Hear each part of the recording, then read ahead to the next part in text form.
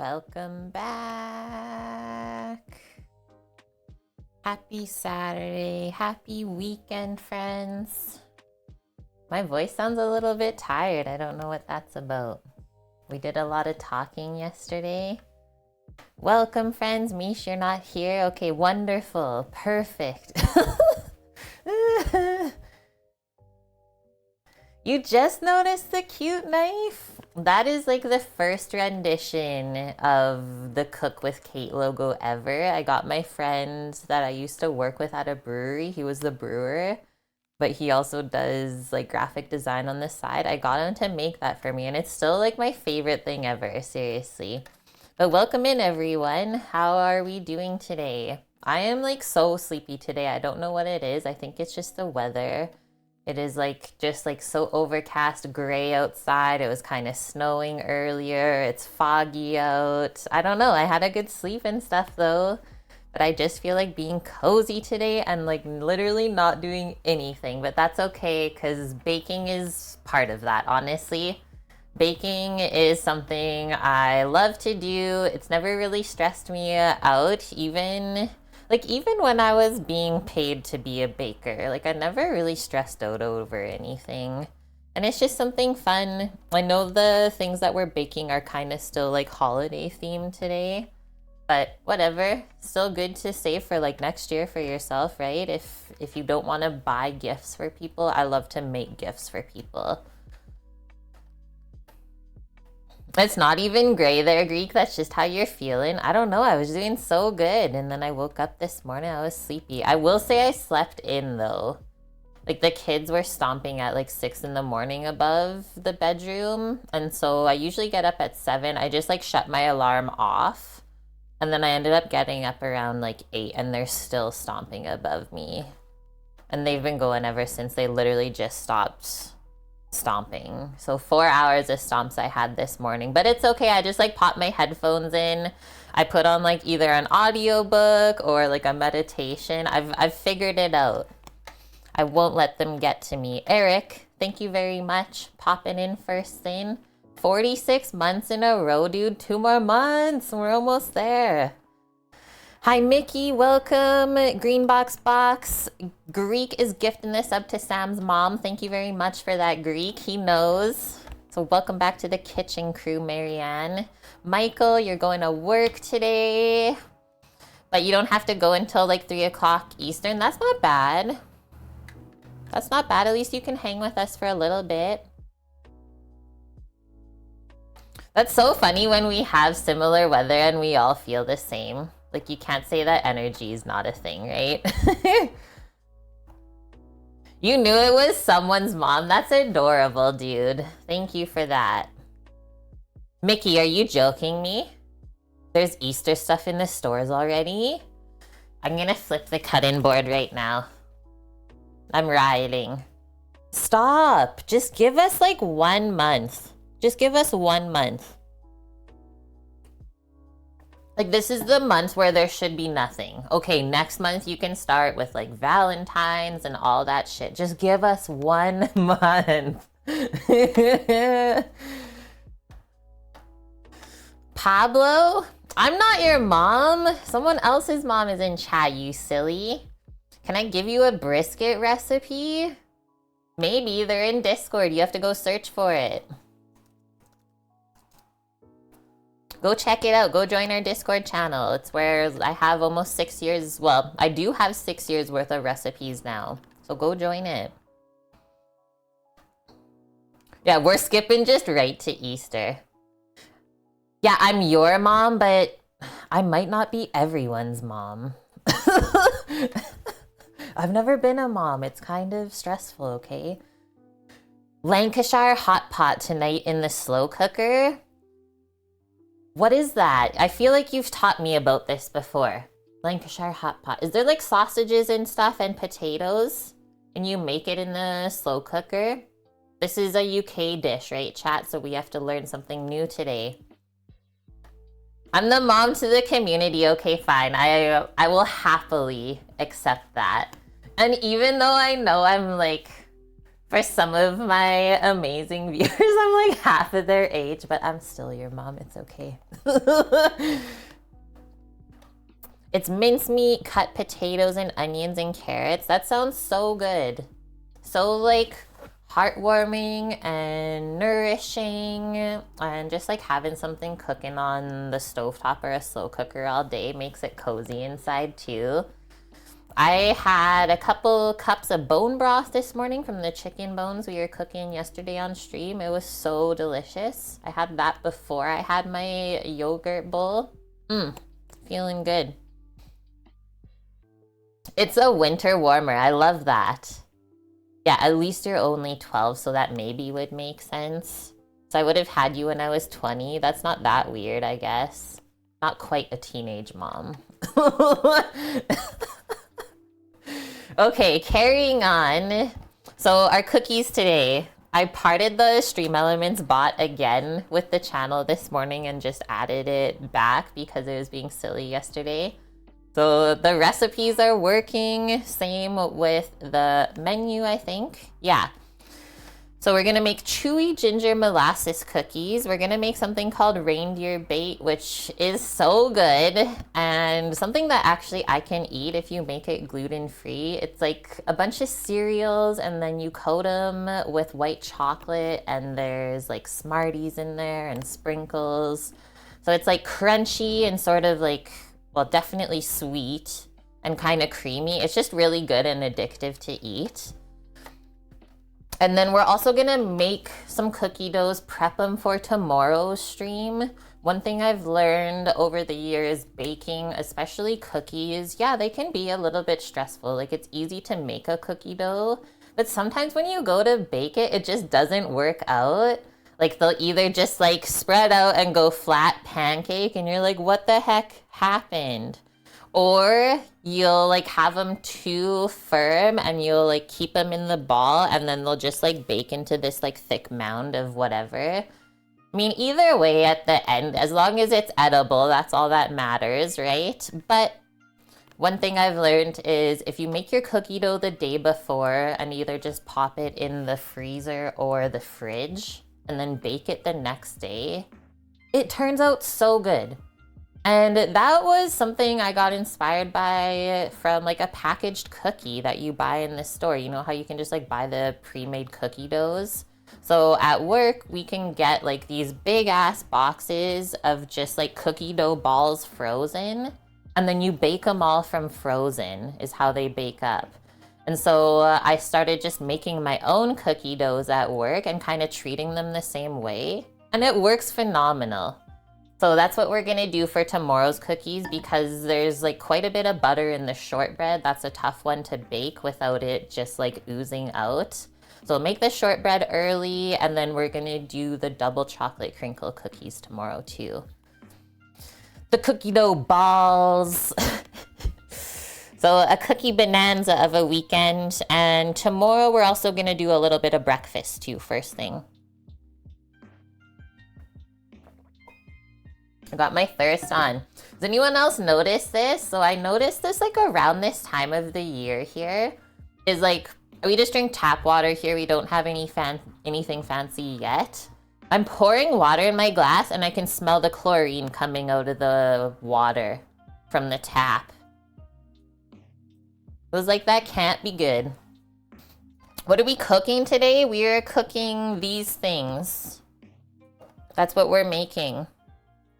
So I believe we're gonna start by making the ginger molasses dough, and then we can just pop them into the freezer so they can firm up.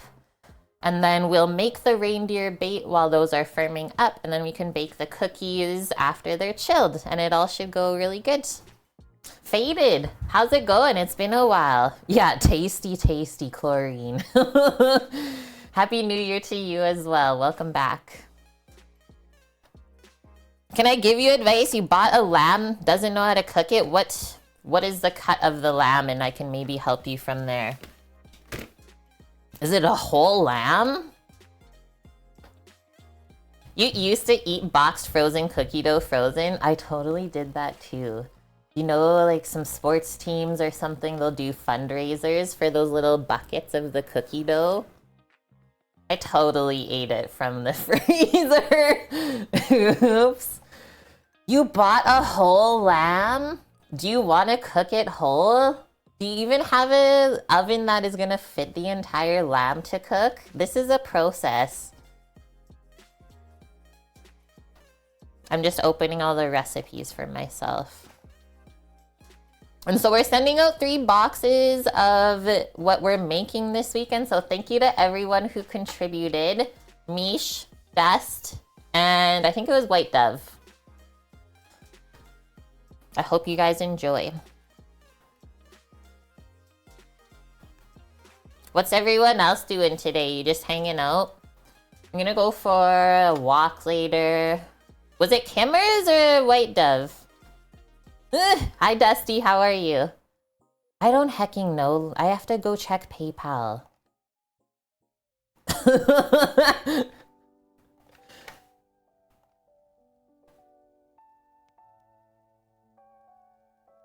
You went for a walk? Nice. It was Kimmer's? Okay, thank you, Kimmer's. Hello, Allie. Thank you for introducing yourself to our community. Welcome in. It's nice to meet you too. Yeah, we don't often have people like introduce themselves. So welcome. I think you will enjoy your time here. And feel free to ask questions, okay? Yet it is. Welcome. Dust, was your walk good? I had like the cutest cat on my walk yesterday that I've never seen before. It like definitely belonged to this one house and I like saw it. I was a little bit away. I was like walking towards it. It goes to its house. It has its food outside just on the porch. So it was like munching. I walked by and then like I did my loop. So I came back around to it and he was like done munching. Goes into his fenced yard and he just like starts meowing at me. I'm like, what? So I just like stopped. I was like, what do you need? Like, I can't go in there. And so I just like got down. I was like, come here. And he's just meowing and then he lifts his paw because he's like cold, right? I'm like, how am I supposed to help you with that? I literally can't go in your yard. It was so cute. But I haven't seen my like regular kitty yet. I think it's just been too chilly for them to leave it outside. Cats are such divas, right? It's like, help. Ah. But you come to me though, right? Yeah, I'm literally dying. Okay. So a couple of recipes are from Sally's Baking Addiction. And let me like try and think about how many of these ginger molasses cookies I made. I might actually have, because like I kept all my notes from work when I was doing baking. You guys remember way back when? That was last year. Last year. Allie, thanks for the follow. Okay, so how many times did I make these? I made them on October 10th. That's so long ago if you think about that. And so each time I made this, because I'll like scale the recipe. So let me see, this is also why I kept all of this. So when I make this recipe at work, I make 50 cookies at a time or more, depending on like which scoop I use, right? But usually I make them pretty big. So every time I've made these, I make 50. So October 10th, I think I made them like at least once a week. October 14th. And every time I made them, people went nuts. They're like, you have to stop making those ginger cookies. Like, I'm literally getting fat. They're like, I have to fit into my pants. I'm going home soon. But anyways, it's definitely a tried and true recipe that people love. So save this one for yourself.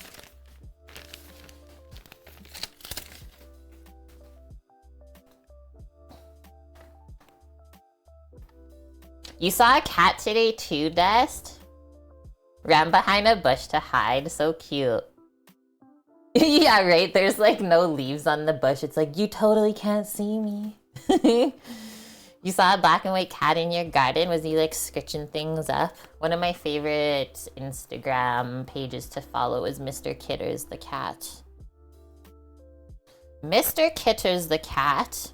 Okay, so if we're making 3 boxes for people, I want at least 6 of each cookie in each box, half a dozen cookies. Let me just scroll down. This says it makes 30 to 32 cookies, which I think is actually perfect for the amount we're gonna need. Titan, what time is it? You're 15 minutes late. Hi, Paloozer, welcome in. Allie, you got into making chocolate chip cookies at one point, chilling the dough, the pans. You can get really obsessed with things, right, in life? And baking and cooking is totally one of those things. Especially if you have this like perfectionist part of you that wants to like make it the best ever. You'll try so many different recipes until you just find like the one. Well, this is the one. The snow and the ice made you late. A likely story in the winter. Okay, so how we typically make cookies is like always the same. Is we're gonna cream our butter and sugars together. I'll show you how to properly do that. And then from there, we will usually add our egg and like our spices and stuff like that. And then lastly, we'll add our dry stuff to the mix, our flours and whatever else to bring the cookies together. So it's not a very long process. And then I always like to scoop the dough out right after we make it onto like either right onto your prepared sheet pan or just into a container with parchment, and you separate the layers. And then you just pop that in the fridge or the freezer for the next day. So we'll do that. I'll probably, when we go to make the 2 cookie doughs for tomorrow, we'll just like make the dough, keep it in one big batch though, and then we'll scoop it tomorrow when it's chilled. You don't get the fun stuff, just nasty freezing rain there. Oh, that's the worst, right? It just makes everything so treacherous. I don't know what kind of weather we're having. It's cold out, but there's still like no precipitation. Yes, yeah, the trees all snap, the power lines, like it's just such a mess. Enough winter weather to delay traveling. That's never fun on the weekend. Okay, how much butter do we need? Oh, and then one other thing. So I'll bring this recipe back out and I'll show you like the reason why I kind of scale my own recipes is the way that I write down the ingredients is the steps that you're gonna put everything into the mixer. So I make it really simple where you don't have to like look, okay, butter's like on the bottom of the recipe and then the next ingredient's like the second one from the top. I find that so annoying and hard to read. So I always just go like, put your butters and sugars first with the molasses, and then you always add your egg, vanilla, and salt together, and then like your flour and baking powder, soda at the end. It's just so much easier to read that way. So that's like part of me being a perfectionist with cookies. And then like here's all the rest of the pages that I used at work because I had to scale the recipes so big, right? You're not gonna go every single day and redo the math. You're just gonna write it once and be done with it. Is there an occasion happening that you're making a few different cookies? Yeah, White Dove. So in December, we were accepting PayPal donations for $100 from our community and chat on Twitch. And you could have donated that amount of money to receive these homemade things in the new year. If you still want to get into it, I can probably add 2 more people from the amounts of stuff that I'm making. And like the shipping is included in stuff in that $100. So if you're like, ah, shoot, Like, I totally forgot. Yeah, we can add like 2 more people still, but that is like it, I would say. What, Palooza? The gal that introduced you to the weed man passed away, younger than you? That's sad. What's a bistro bar? What is this pertaining to, Mickey? What's a bistro bar? It's like a bistro and a bar. Why are they calling it 2 different things? Hello, Chef Peanut. It has been a while. Keep up on the Ono grinds. Cheers to you too, friend.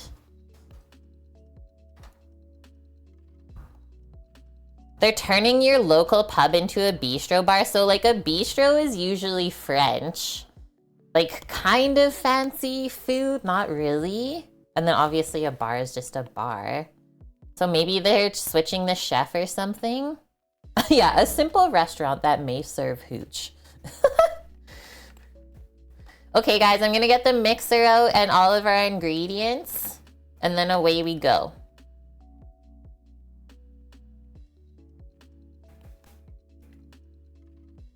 I think like he was asking for Mickey like what kind of food it's gonna be and stuff at a bistro bar.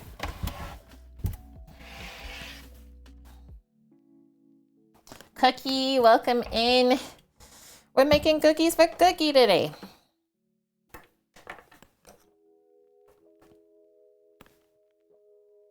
A bistro where there's a huge flat screen so you can watch football, right? There's like so many different things of what a bistro could be. Mickey's sad. He's not keen on tapas. No.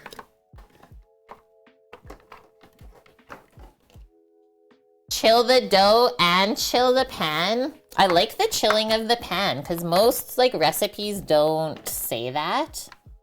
But that's a really good tip. And yeah, that's why we're gonna make the cookie dough first today. Get it chilling. We'll pop it in the freezer once it's been scooped, and then we'll work on the other stuff after. Shoot. Just setting this beast up. We'll probably have to soften a little bit of butter. Let's see how it goes. Yeah, I don't really seeing like in the UK a bistro bar being very popular. Yummish. Minestrone is such a good soup. Hey, how did I know someone was gonna do that if I was like, yeah, we can add one more?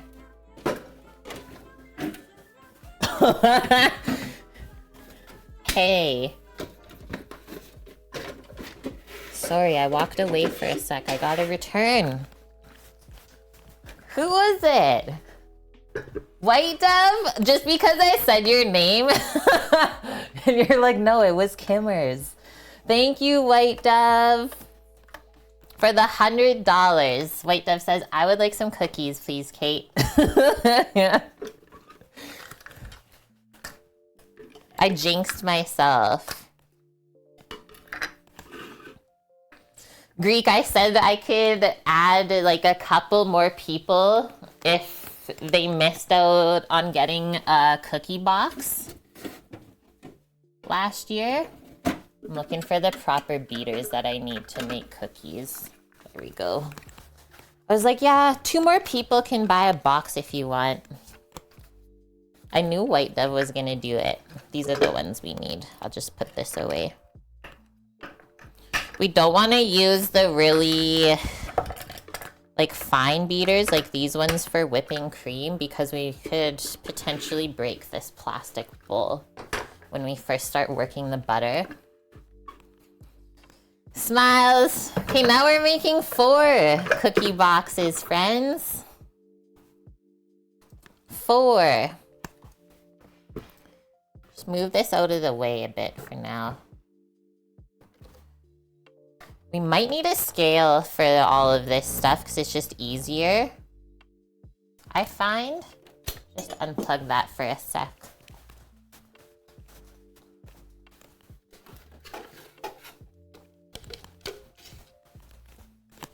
So I took the butter out this morning, but it's a little bit cool in the house how I keep it, so we'll probably have to just give it a little stint in the microwave.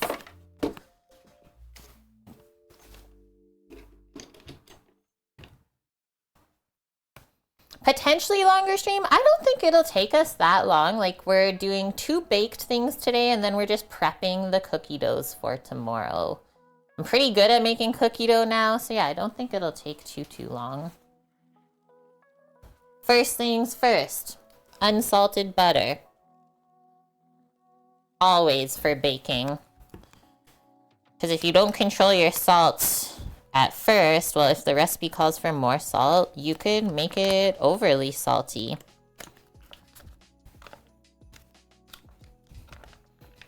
I'm almost at the point where, like, it's gonna cost less money for us to make our own butter soon. I saw there was a really good quality unsalted butter at Costco for $8.49 a pound, and I think I'd pay $5.49 for this. So for $3 more per pound, I was like, are you joking me? Like, it's cheaper now to just buy a couple liters of whipping cream, and I'm just gonna start making my own butter. Heck it. Obviously, you can buy a good quality cream, too.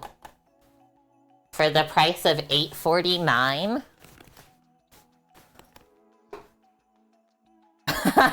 The whole door is just butter. Legendary. Okay, I might need the bigger knife. So we want 170 grams of unsalted butter.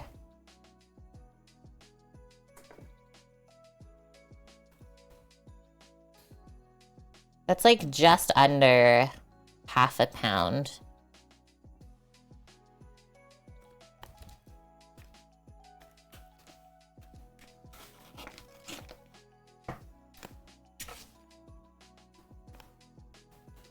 Whoa, I actually cut it perfectly in half. That was weird.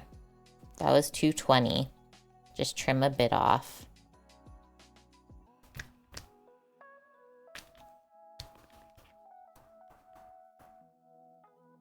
Get off!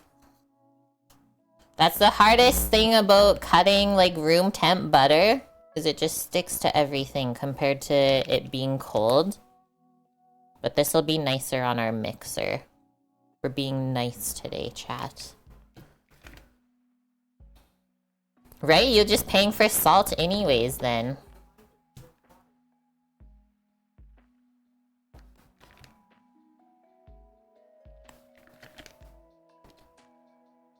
Okay, there it is. Remember, don't put that back in the fridge.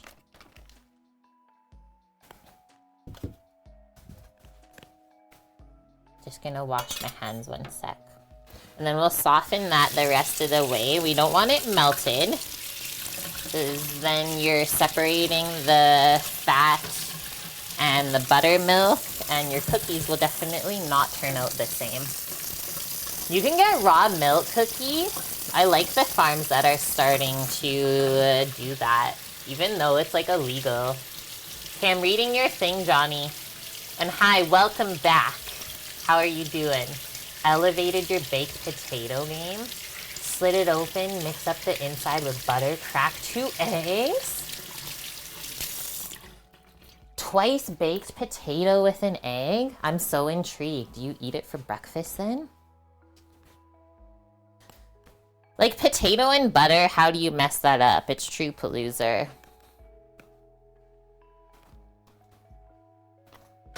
Interesting, though.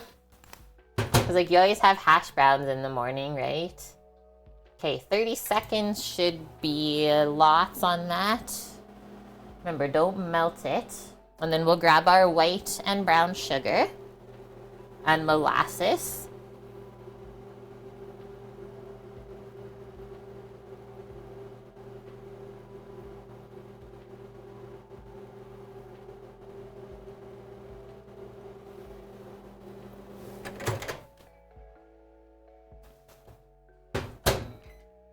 I usually stop it when I start to see some melting coming out of the center of it. That's like the maximum amount. Just grabbing a spatula for us.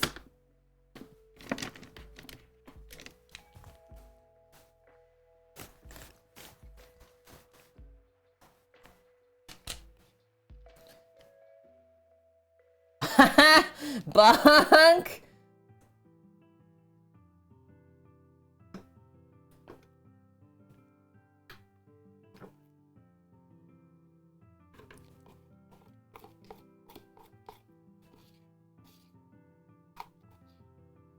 So if you do soften your butter in the microwave, no more than half of it should be melted. And it'll whip back together is what I just usually do. I'll show you really quick.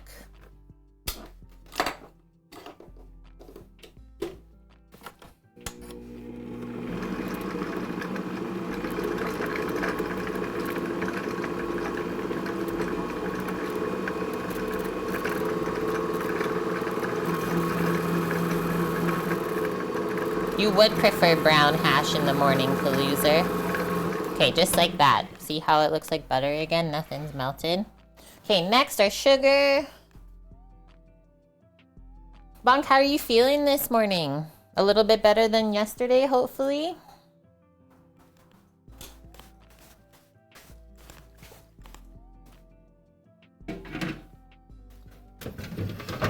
Get all of the things. I got my flour.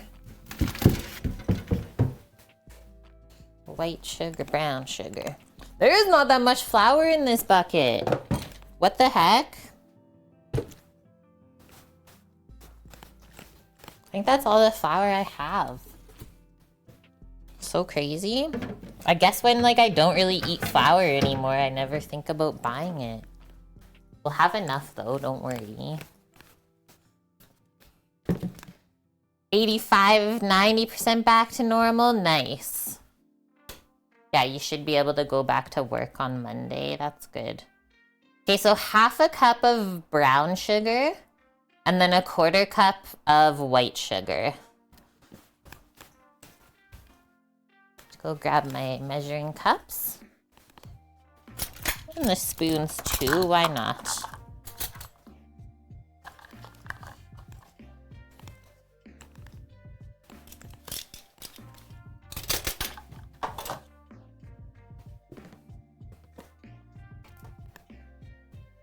And yeah, that's a good one to know that it's not COVID. So one thing I know from making lots of cookies is depending on the type of sugar you use is like how the cookie will be soft or crunchy. So the more brown sugar you use in a cookie dough recipe, the softer it's gonna turn out. Whereas the more white sugar you use in the recipe, the crunchier your cookies will end up when you bake them.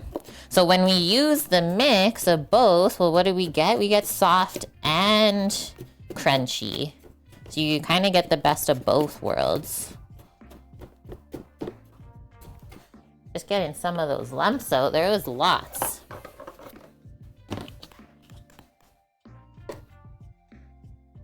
What am I doing home? Oh, you haven't talked to Sam? I assumed that he would have told you.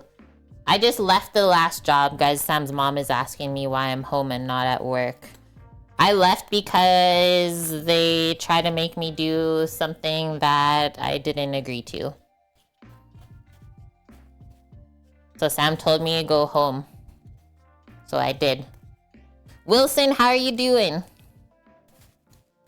Okay, we pack our brown sugar always. I'll maybe do one more scoop.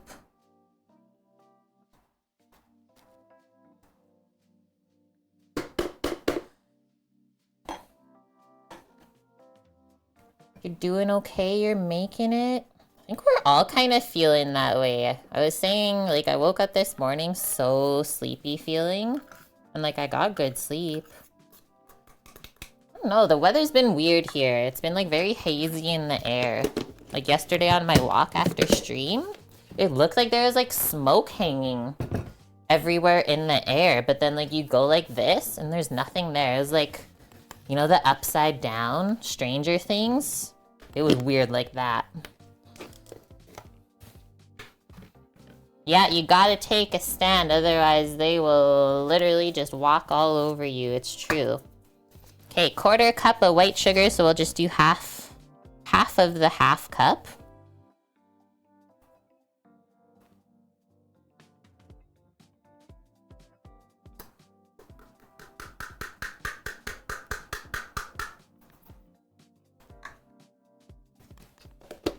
$75-mile-an-hour winds and rain? That is scary when you're trying to sleep. That's seriously scary. Okay, we're gonna mix this by itself first. And then while it's going, I'm gonna measure out the molasses.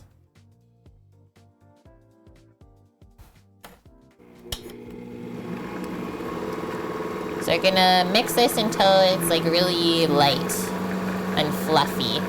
And the sugar is like kind of melted or dissolved into it.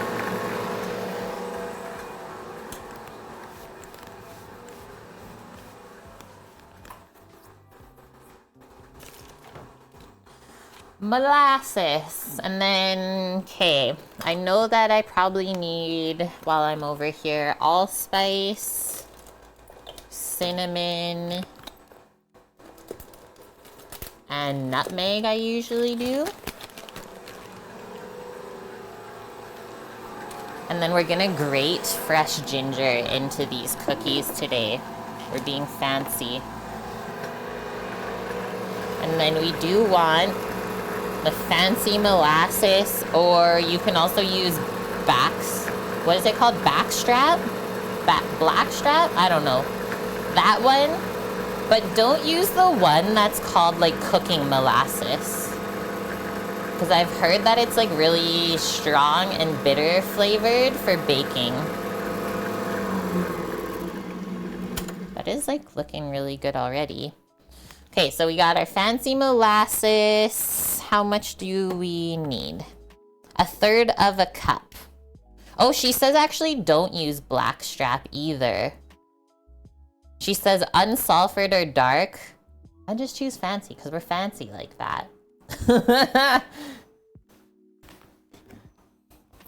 So 1/3 of a cup, and then we'll just scoop it out of there.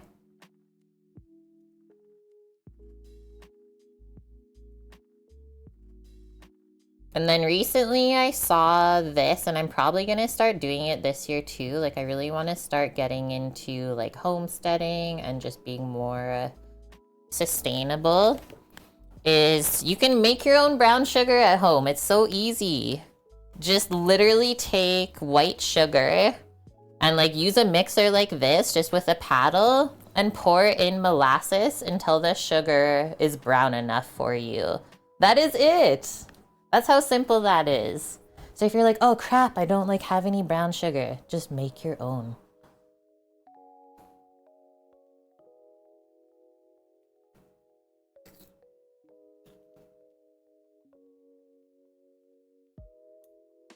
It's probably so much better tasting too if you do make your own brown sugar.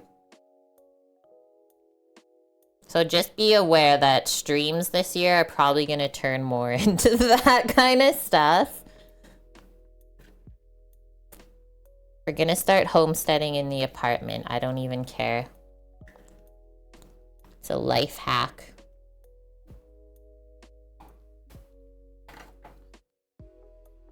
European brown sugar is different than brown sugar in North America. Yours is like very coarse, isn't it, Mish? Like more what we would call like plantation raw sugar.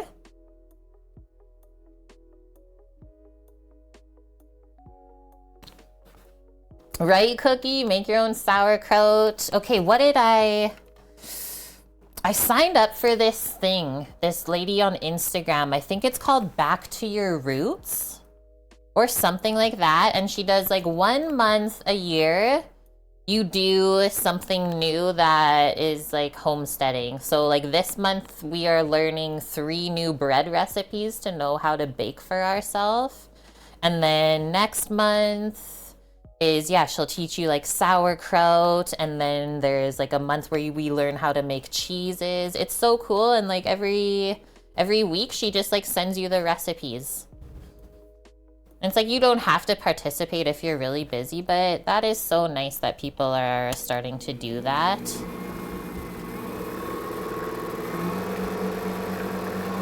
we're just gonna mix in the molasses.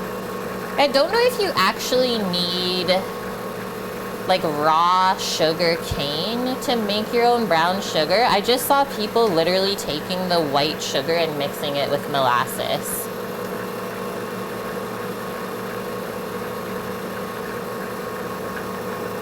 Niche, and the sugar gets really hard. Yeah, because I've also seen this other style of brown sugar. I can't recall where it's from, maybe like Asia, where their brown sugar, or maybe it's South America, is just in this like big cube. And then you kind of just like hammer off whatever amount of the brown sugar you need from it. So there's so many different varieties of brown sugar around.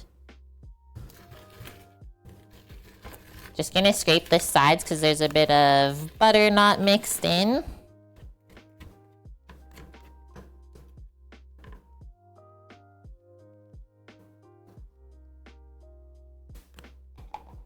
Yeah, the Thai sugar, exactly.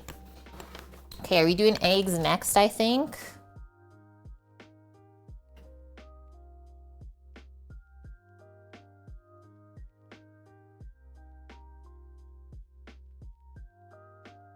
Yeah, egg and vanilla.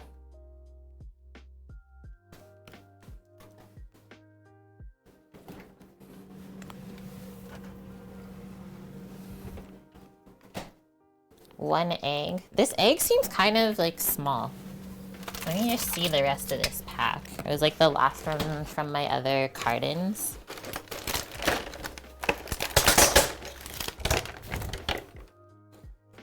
It is small, like compared to the other one. Like this was the small one.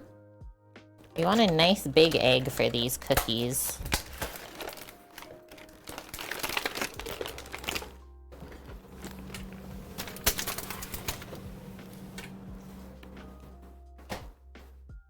Is that the palm sugar? Maybe. Probably. Because like I've only ever really used coconut sugar. But that is not in the brick, like how me and, or myself and Misha are saying. We like big eggs, and we cannot lie. Wilson cannot deny.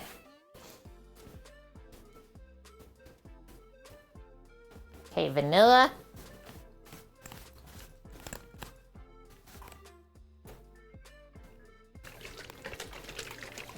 I would make these cookies the same at work too. Because I would make them in a commercial KitchenAid. You know what the commercial KitchenAids say on the side of them? They literally have a label that says not intended for commercial use. But then it's literally branded commercial KitchenAid. Was like, what one is it though? So confused.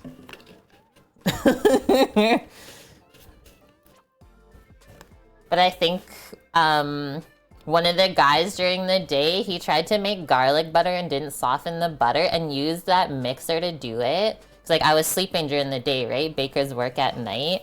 I went in the next day to make my cookie doughs and the mixer did not sound the same. I was like, who broke this overnight? What is wrong with you people? This is why we can't have nice things. It was just like click, click, click, click every single revolution. Yeah, Hobart for the win, but they don't make Hobarts in like in-between sizes. It's either a Hobart that's like taller than you or a small-ass KitchenAid.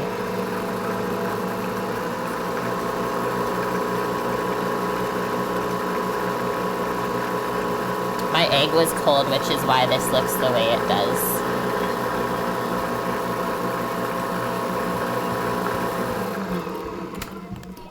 Weasel, thank you very much for the 18 months in a row.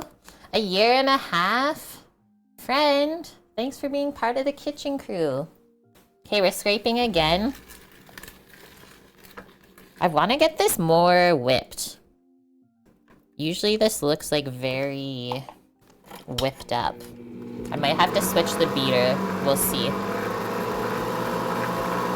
We'll just let that go while we get out our spices we already have. We have our flour, and then it's baking soda. The scariest thing I've ever seen is a Hobart out of control in a bakery. It's so old, the Hobart, that it didn't have the safety locks on the side of the bowl. Yeah, that's terrifying.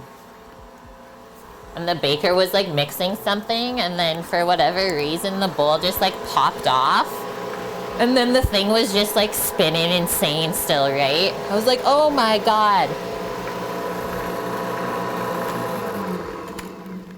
It was such a big catering place too, so you know when there's just like a really loud sound somewhere and everything else goes silent and you just like look? It was one of those moments. Yeah, everyone run! It was scary. Found the name of the brown sugar blocks. Good job, Michael. Kokuto is a type of brown sugar that originated from Okinawa in Japan. Unlike regular white sugar, which is made from sugar canes or sugar beets, kokuto is made from the juice of the sugarcane plant. It's boiled and allowed to cool and solidify into blocks. That is so interesting. Okay. Our baking soda, 1.5 teaspoons. I have to open this new box. Brand new box for the year? That's satisfying.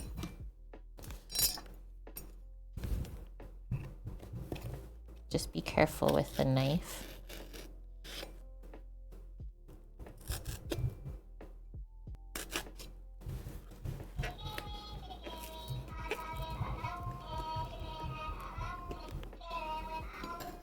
Love it.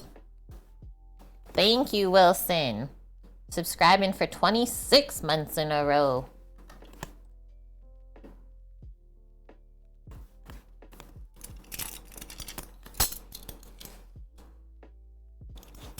Okay.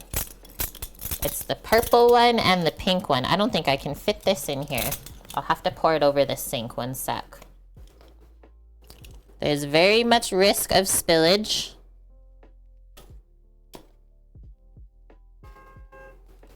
Tell him.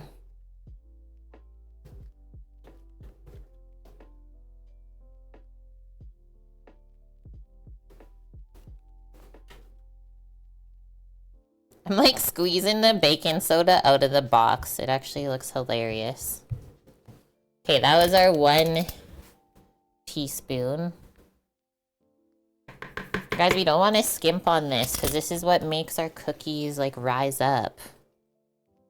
Unless you want really flat, sad-looking cookies.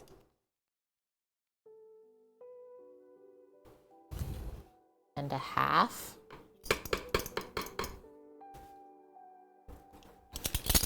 Okay, spices next.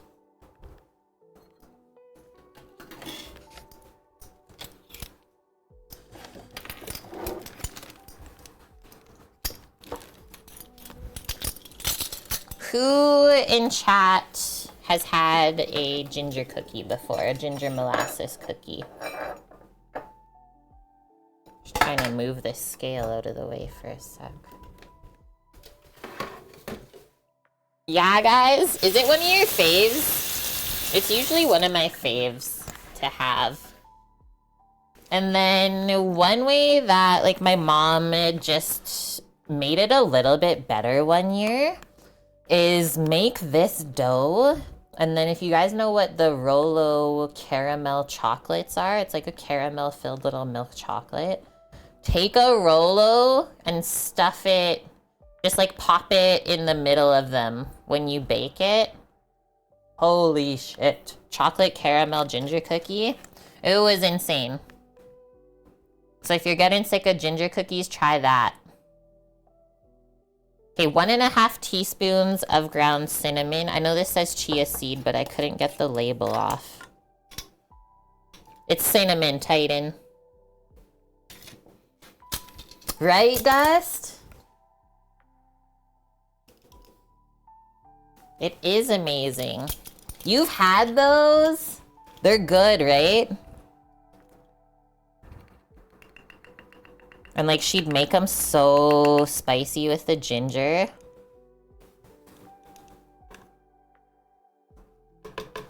One and a half of the cinnamon. We're gonna grate some fresh ginger, but we'll finish with the dry spices first. Either do cloves or allspice. I don't usually do both. And typically I just have allspice ground and then like whole cloves.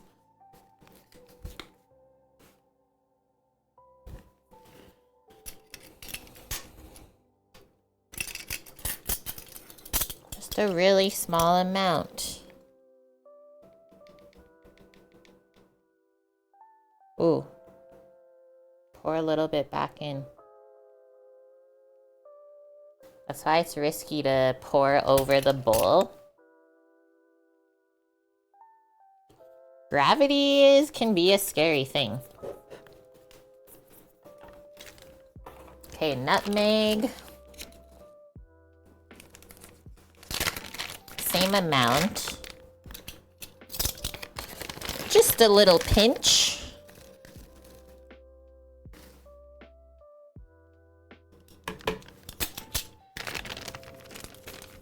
Grammy used to make pfeffernuss. Yes, that is like the German version of gingerbread, right? We were learning about that. People were calling them pepper nuts is what it translates to. Okay, mix this in really quick.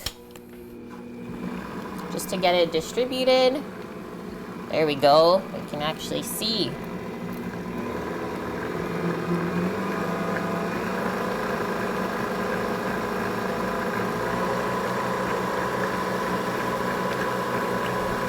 It almost smells like pumpkin pie filling right now. This is interesting.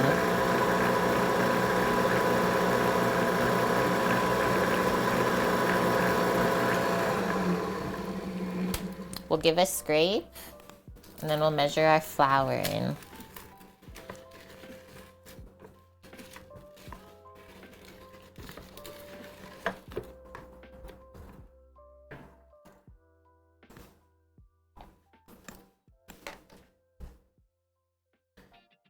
You got them there apple nuts? Holy. Okay, 2 1/4 cups of flour. All purpose, nothing fancy. Just want to make sure I got everything else. Yes.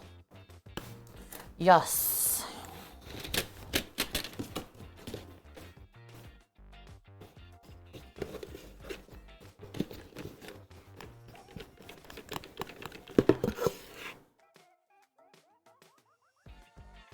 And so now it's really important that we don't overmix the cookie dough at this step. Because then you'll get really hard cookies. You'll work the gluten too much.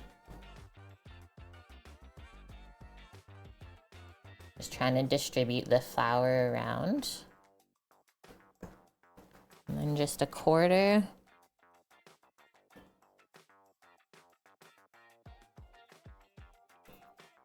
Let's see how this mixes, because I know in the past, I think I've actually added a little extra flour to this recipe. But maybe that's just because I made such a big batch in the past. but if I find this is like too soft looking, can add a little bit extra flour now. Scooter, welcome. How are you?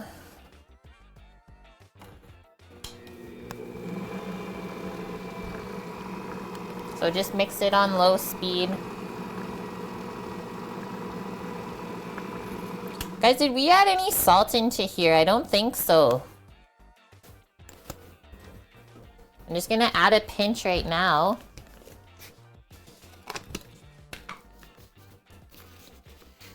Scoots, you working hard this weekend or what?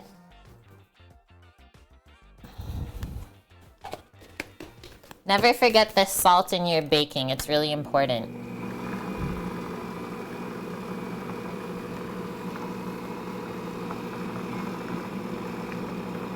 Mix, mix, mix, mix, mix, mix, mix. That looks good to me. I want to wreck the mixer. Now always mix it a little bit more after just by hand. And now we're gonna clean this off. We'll get a sheet pan lined. We'll use some silicone baking sheets today instead of parchment because we have those. Save paper.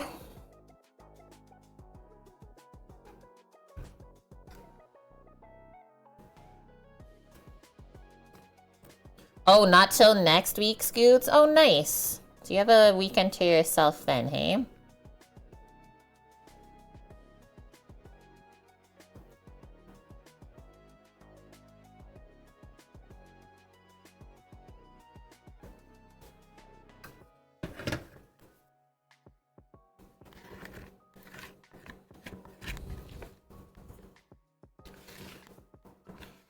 Go all the way through the bottom and stuff.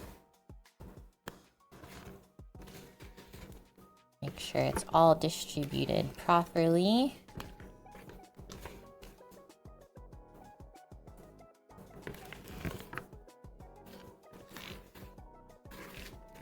I like how the mixer kind of holds the bowl for me while I do this. No point to take it off. Okay.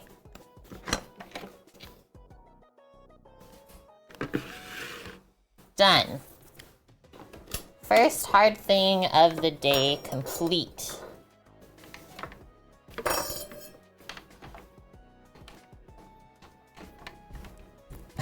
Greek, are you catching up in Discord? Or wait, you don't do Discord anymore. No, what happened is I actually tried to go to a different camp to see if things would be different in the kitchen, and it was actually a lot worse. So I straight up told them that I'm just going home the next day. Because, like, the chef was rude, and he, like, tried raising my voice. I forgot to tell you guys that yesterday. He, like, tried to raise his voice at me, and I just laughed at him. I was like, why are you yelling at me right now? I don't even know you, is straight up what I said to him. Just laughed at his face, and he totally got so pissed. I don't even care.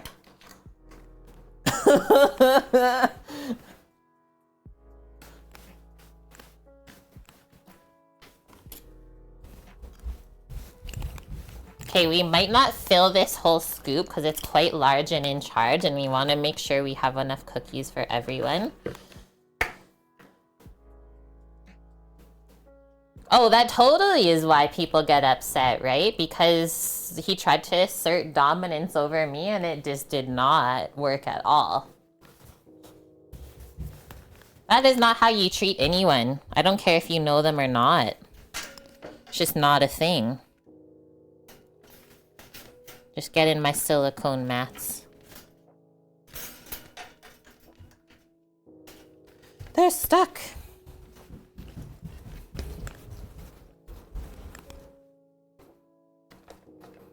And I slept good that night. I slept pretty good. I was up at 4 a.m. to repack again, right? Glad I didn't unpack my bags. I kind of just had a feeling, you know? Was it Chef Ramsay? I mean, I suppose he thought he was.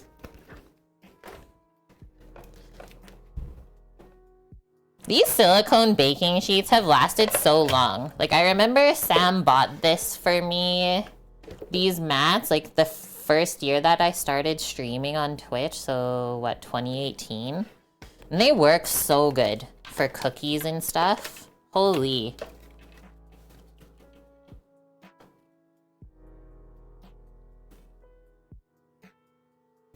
I never do anything really savory on them, only like sweet things, because they will actually absorb a bit of the flavor, I find. Yeah, we were talking yesterday, Greek, about like how it's always important to trust your intuition when you have that feeling.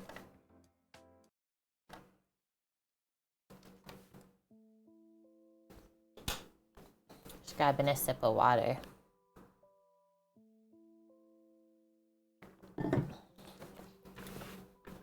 Okay, let's see what size of cookies we're gonna get here. I'm gonna try like 3/4 full. And then I was planning on doing like 3, probably by 4, like 12 cookies per pan.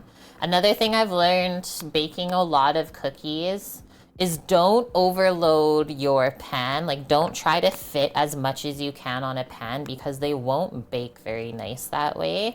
You'll cool the whole oven down and the pan will get too cold. And that's how your cookies will really start to spread out, is because they bake too slow.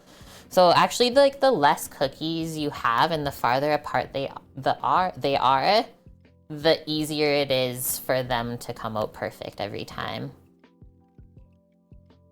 The stream was good yesterday, Scooter. The butter chicken was so delicious. I literally just had it for like dinner too. I had it for lunch and dinner. It was just like a chill cooking stream, but we all had fun together.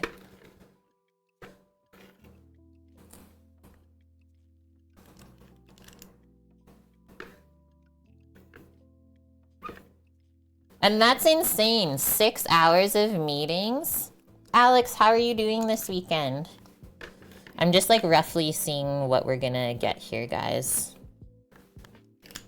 Then we can add more after.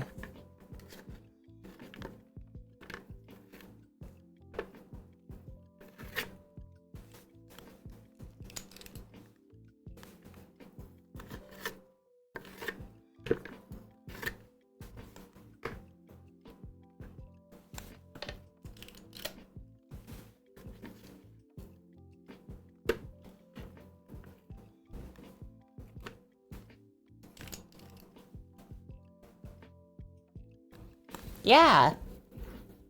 And then I also emailed back the grocery store that I applied at to help open. So hopefully I hear back from that girl later today. It's like, you have to keep all of your opportunities open. I know it can be a little bit stressful to have like a lot of things going at once. But then at least you can like make a decision like which thing is gonna fit your life the best for the future.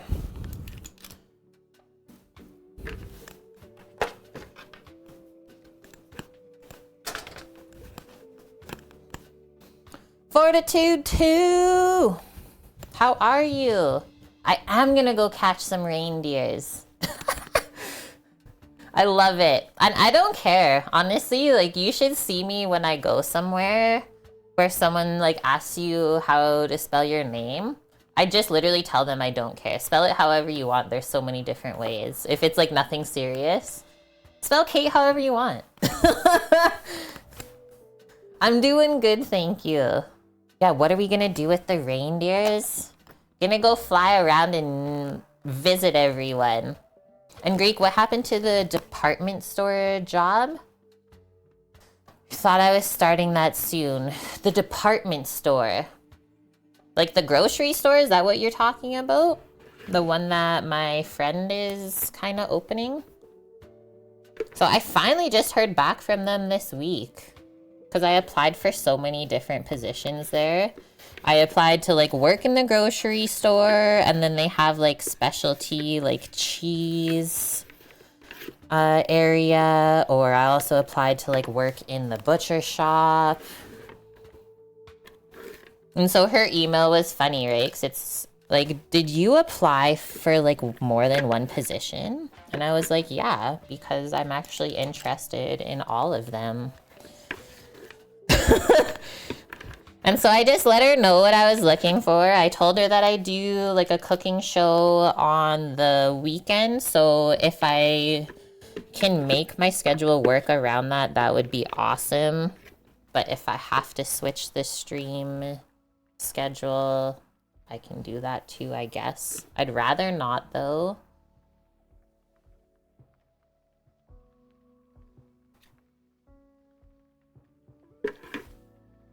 Okay, now we're gonna put both of the cookie pans beside each other and even out what we've distributed. And then from there, we're just gonna pop these pans in the freezer or fridge, wherever you can fit them the best. I think I can fit them both in the freezer. I kind of organized it a bit this morning. Clone yourself. Wouldn't that be so like fun and easy?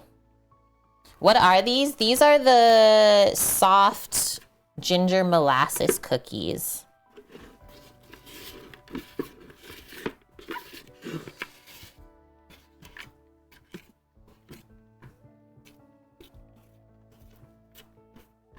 Don't waste any of the goodness.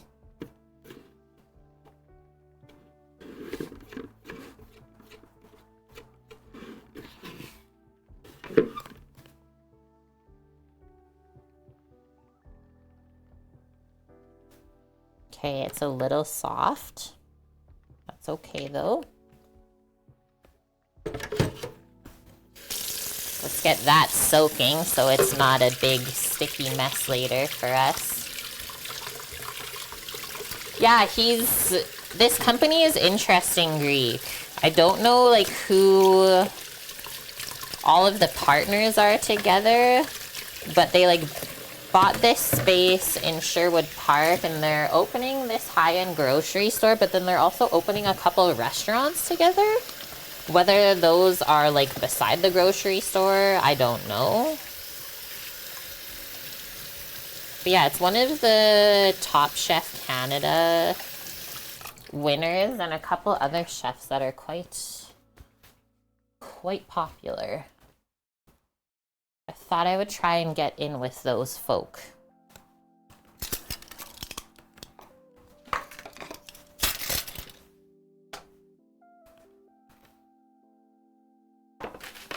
Okay, open this up. This is what we got. So probably a couple of these are too large. Just looking at them. But most of them are pretty similar size. Did pretty good.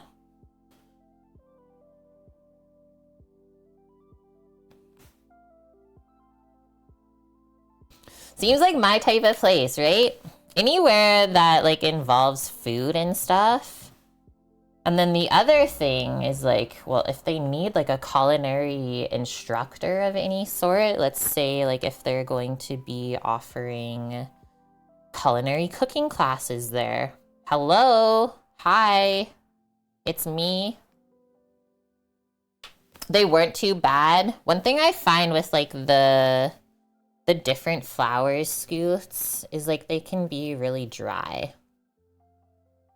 But we're just loosely going to ball these, I think. Nothing crazy. One thing I've noticed is, yeah, your cookies don't have to be round. And like they'll still bake perfectly. It's also easier to see if they are similar size once we even them out a bit like this.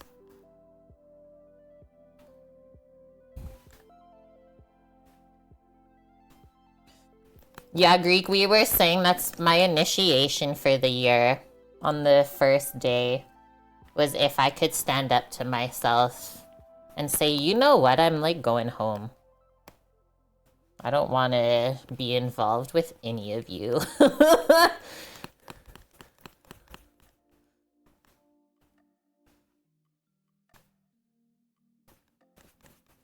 Thank you. It's a pretty powerful feeling when you like use your voice. Actually stand up for yourself.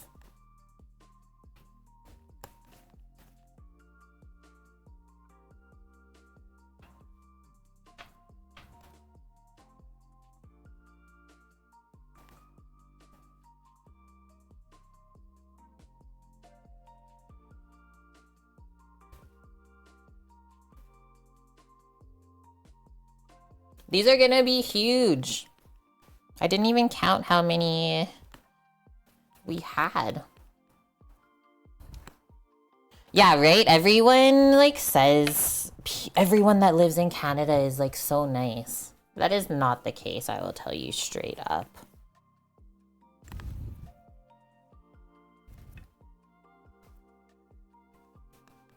Okay.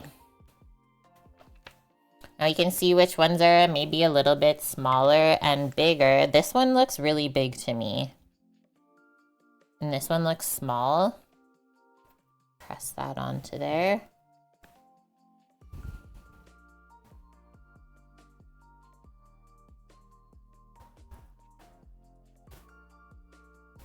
Maybe that's it. Toronto's like mini New York.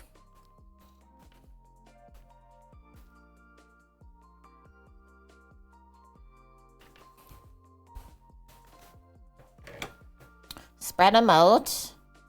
I might actually transfer some over here just because they are quite large. We'll do a little bit of a different layout, let's say. More like that. Offset them.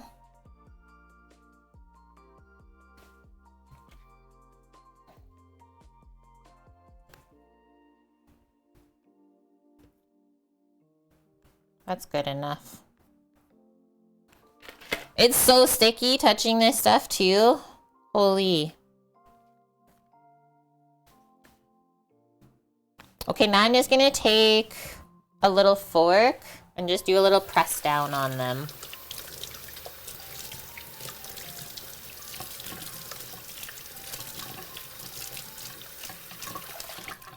We like this layout? Me too. I just realized that they're like really big cookies. So we should probably not crowd the pan. Let me see if this is gonna work with the fork. They might be too soft. No, it's okay.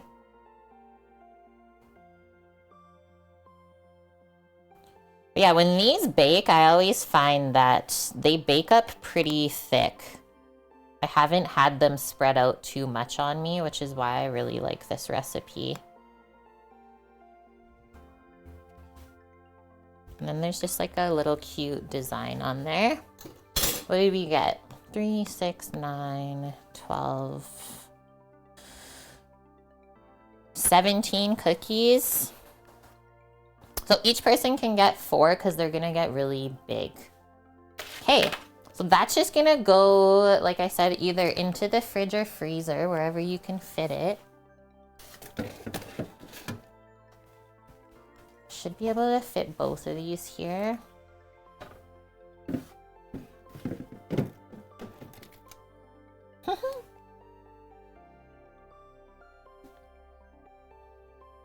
That's so pro. Holy, that was a good feeling. I like offset the sheet pan, but they're still stacked on top of each other. Guys, we didn't even make a prep list for today. We were chatting so much. We just like started the stream and that was it. Now we're gonna make the reindeer bait while that is chilling.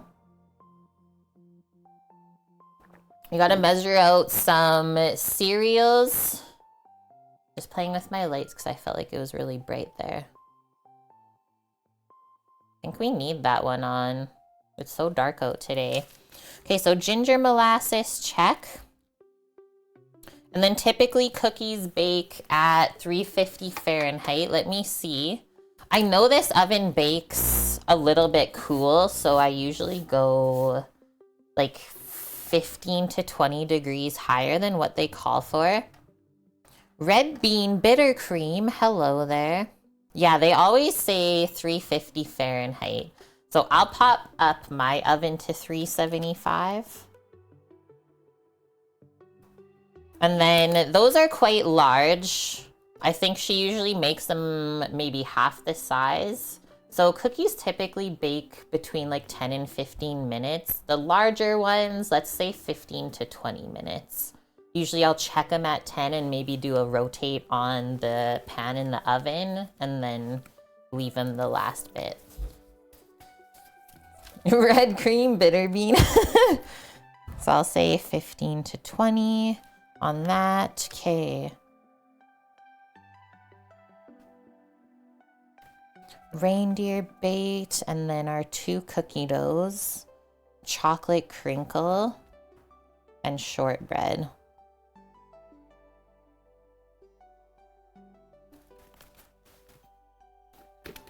All right, Reindeer Bait. Has anyone had this? Or another thing that's similar to this is called reindeer chow.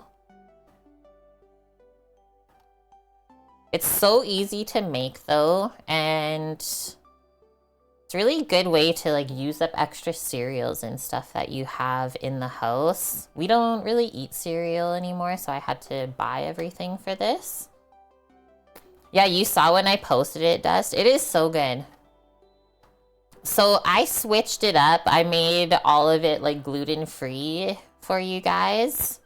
But the ingredients are, you can do corn checks and wheat checks. And then she did mini pretzels, mini marshmallows, M&Ms, white chocolate, and then sprinkles. And yeah, puppy chow, like there's so many different names, right? This one also calls it Christmas crack.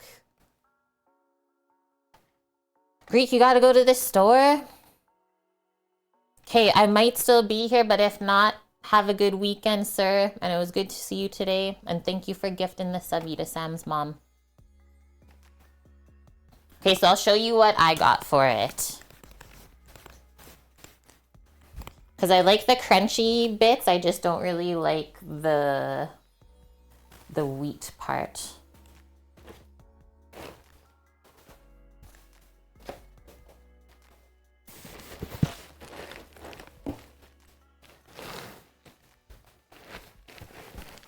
Ah, my cereal box is open. So I got 2 different versions of checks, and one looks so good. And then I like using Rice Krispies in this. Just the crunch from it, and it's like a little bit lighter if you use something like that rather than the pretzels. And also I find pretzels are kind of a controversial ingredient. Not everyone loves pretzels. I don't know, it's weird. I like pretzels. I would totally eat it in here, but I just can't really eat them anymore. So I did actually a rice checks, and then this one I'm so excited for. A cinnamon version, because I thought the cinnamon flavor would be so delicious with everything else in here. You only like chocolate covered pretzels? So fancy, Greek. Okay, and then I got the mini marshmallows for that. I couldn't find like the red and green colored M&Ms that they called for if you're gonna make it Christmassy. So I kept it actually Canadian for you guys, and I'm gonna use Smarties. Because I know you don't really have access to Smarties unless you're in Canada.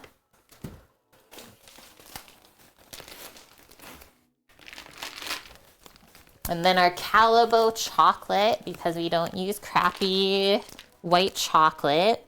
I really do find like cheap white chocolate, it kind of tastes like barf. Like, have you ever noticed that? Even the smell.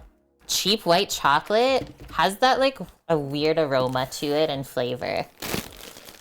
You have Smarties in the Netherlands, and same with Denmark? What? So it's not actually that special?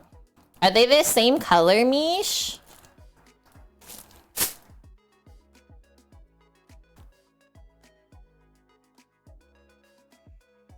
They're the same color. That's so cool. Okay, let me go find some sprinkles. They totally look the same. I remember, like, in the 90s, before they started banning all the food dyes that are really bad for us. I remember how, like, vibrant these colors were, and, like, they've totally changed the colors over the years. Now they're just, like, kind of this, like, pastel pale looking color. Ah! Those cookies were actually made with Smarties. Okay, well, I didn't know that you had access to them. I thought maybe you just, like, switched it for something else. Those don't look like what your area considers Smarties. They taste like chalk. Ooh, I know what those ones are, Scooter, that you're saying. The little, like, kind of pastel-looking things. Or, yeah, rockets. Ooh, the names of candies are hilarious. Okay, let me find sprinkles. Oh my gosh. Guys, I started doing, like, a 30-minute workout after my walks in the afternoon. I'm sore. I'm freaking sore.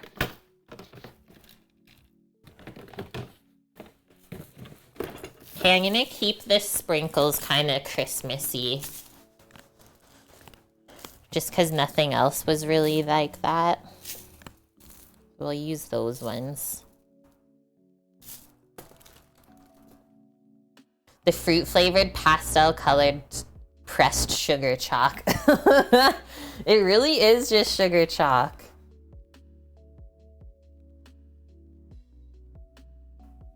Your dad loved them? I heckin' loved rockets.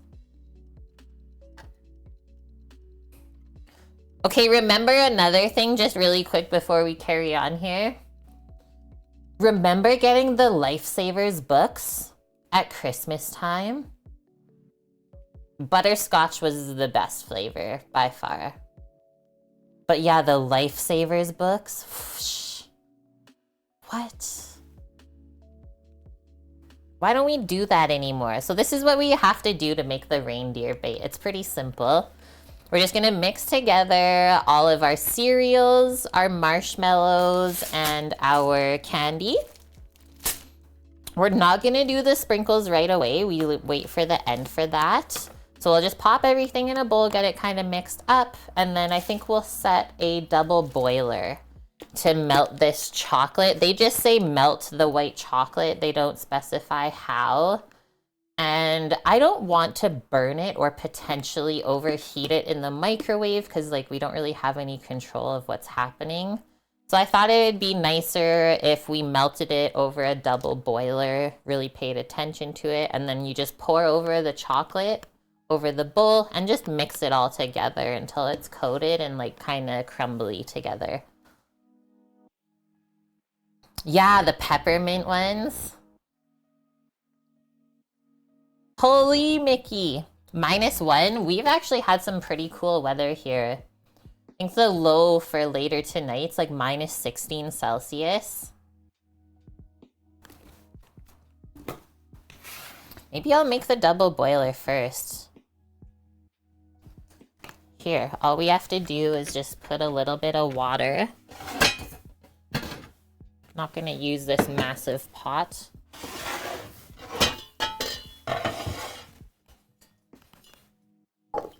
Show you what we are looking for a double boiler. So it's kind of important, like the bowl size to the pot.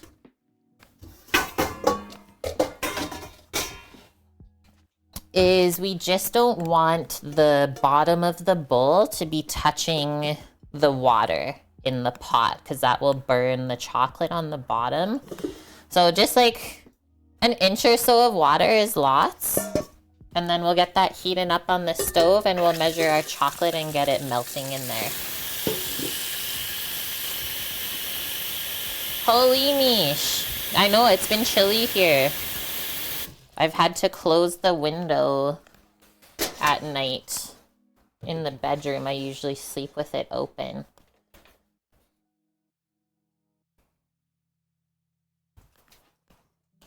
Okay, I think they said 20 ounces of chocolate. 20 ounces of chocolate. This, it says it yields 6, whatever that means. It yields 6. 6 what?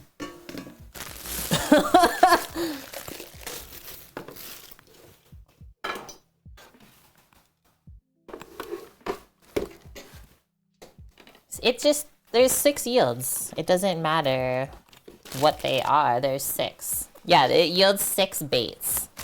Wait, so we can get 6 reindeers? Nice. You had 3 cats sitting outside the window? Do you let them in or what happens? A lot of houses around here, they just like have little cat houses around their yard. If there's like a stray cat, they'll just go sleep in there. Twitch Blackmore, how's it going? What size of reindeer? I don't know. These are the questions we have, Scoots.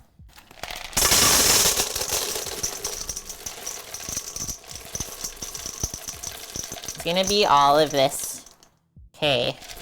1 pound, 4 ounces. Plus a little extra. That's love. This is white chocolate. But I will understand how you could assume that it might have been macadamia nuts. Because they seriously look the same. Okay, so now I'll just show you how it looks on the stove. There it is. We're heating it up. I just have it on like a little past medium heat. And then you just put your bowl on there. And then let's grab a spatula.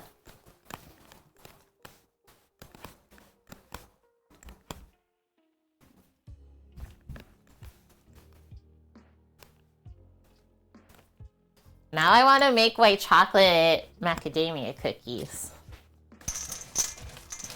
We got all the things for it. So that'll take a little bit of time. While we're waiting, we'll get everything else into the bowl. The holiday baking, no, it hasn't stopped. We're wrapping up things from last year for chat. We'll get everything sent out this week, I would say. You made your own eggnog. Do you do that every year? Because I make it every year. It doesn't feel the same if I don't. Aren't they so delicious? I think that's the one cookie that most people just like go nuts for. White chocolate macadamia nut. Okay, so I kept this big bowl out earlier because I washed it up. Are we measuring out these amounts or is it like a cup measure? Okay, so they just measure it with cups. So let's get rid of this scale.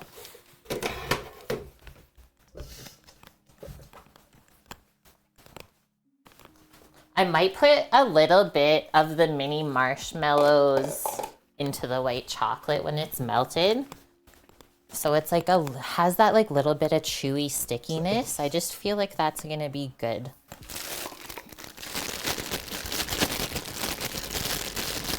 You would drink eggnog all year round if you could. I guess if you make it yourself, yeah. Because it's not like as syrupy sweet, right? I could see that. A nice, rich, spiced milk. Just making sure that this is gonna make enough of everything. I think so.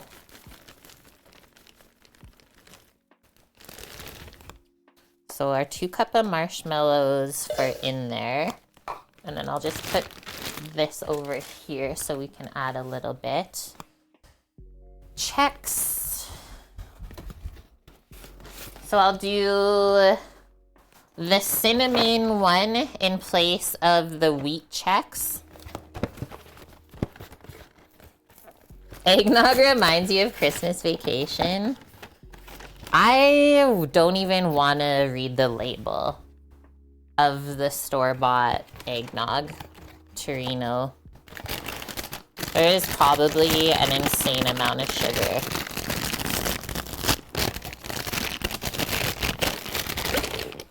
It smells like Cinnamon Toast Crunch. Yeah, I usually just use maple syrup in my eggnog, so it's like a natural sugar, and then it doesn't taste like overly sweet. It says 2 cups of this, and I'm like overloading the cups, as you guys can see, but this is what it looks like. So it's like plain and cinnamon mixed. I need to try this. I'm totally going to get milk. I'm going to the store to get milk, and I'm eating the heck out of this. Cinnamon Toast Crunch is my favorite cereal, but I can't eat it anymore. This is like the next version, and it's gluten-free. Yeah, that's another one I really like. Scooter is making a savory version of this mix-up. My mom would make that every year too. Is like your own bits and bites, let's say. Well, yeah, because like the processed wheat in it, right? In the Cinnamon Toast Crunch, I can't have it anymore.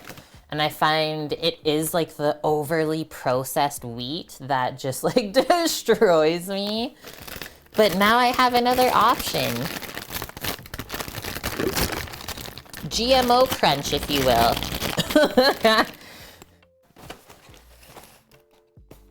2 cups of, or sorry, 3 cups of just the plain one.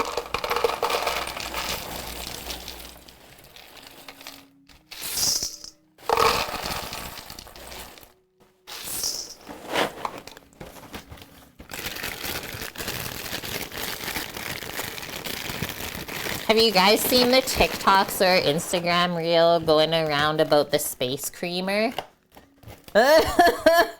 It made me laugh so hard. Sam sent it to me. This one guy's wife likes to infuse cannabis into things, let's say. And so his wife makes infused creamer, and she didn't label it and put it in the fridge. It's not R-rated. It's not R-rated. So she made the infused creamer, didn't label it, put it in the fridge. So what does he do one morning before work? He uses it in his coffee. What does he have for breakfast? He has some cereal with it. He had to call in sick.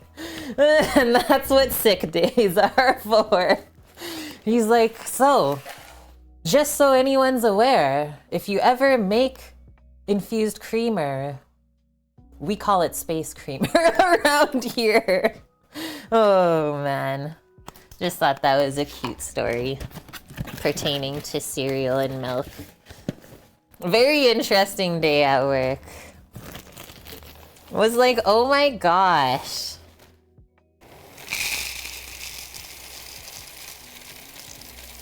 I hope he didn't drive.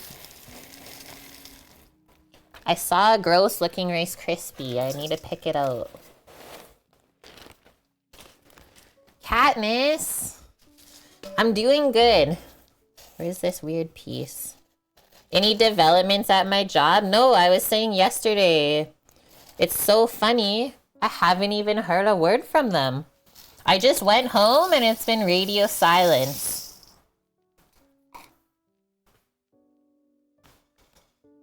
Gonna turn down our double boiler because it's starting to come up.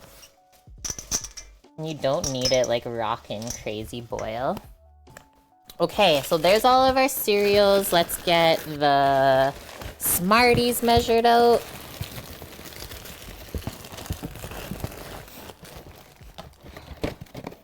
But yeah, I got a word from one job that I applied to like beginning of December. I think I applied to that grocery store. It's called Loca. Like L''OCA is what the name of it is. And then the word through the grapevine at work, Sam keeps hearing, is like the guys know I'm coming up already. So hopefully next week I get a call. from the mine, because that's still, I think, the job I would choose. Smarties the fruit candy. So these are Canadian Smarties. And so just think of it like kind of an M&M. But it tastes better, I find. So it's just a candy-coated chocolate. I didn't look to see how much we needed of this. I was just gonna make 2 cups of it. They said 1 cup. I'm gonna do more than that. 1 3/4 cups.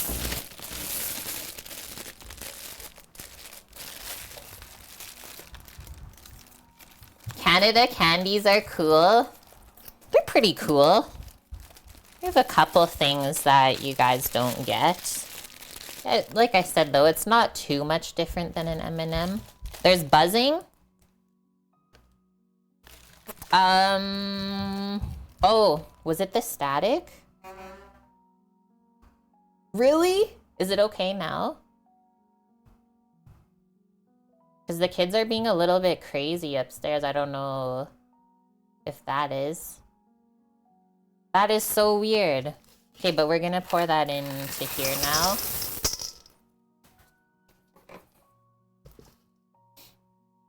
What? That doesn't even make sense.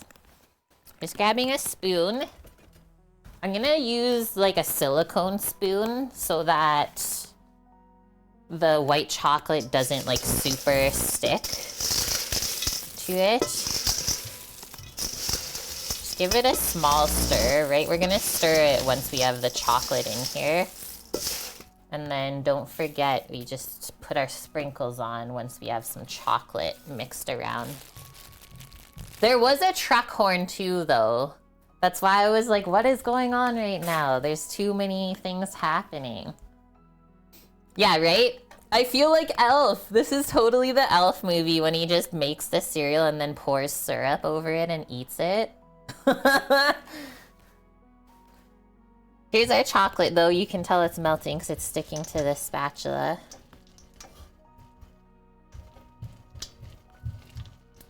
Give this a mix up.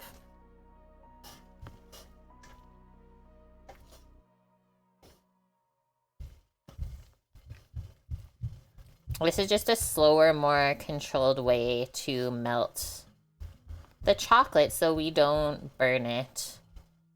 Because that actually can happen and you can't really like go back from that.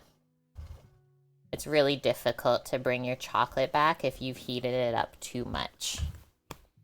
I'm just gonna put a couple of things away while we wait.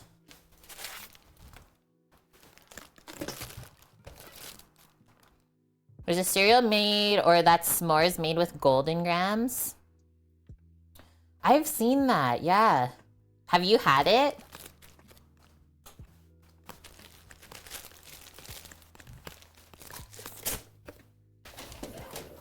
Perfect. That was such a good way to use up that white chocolate.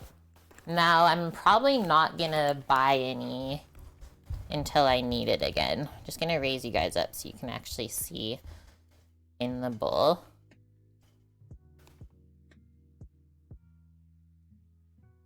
There. So we're almost there.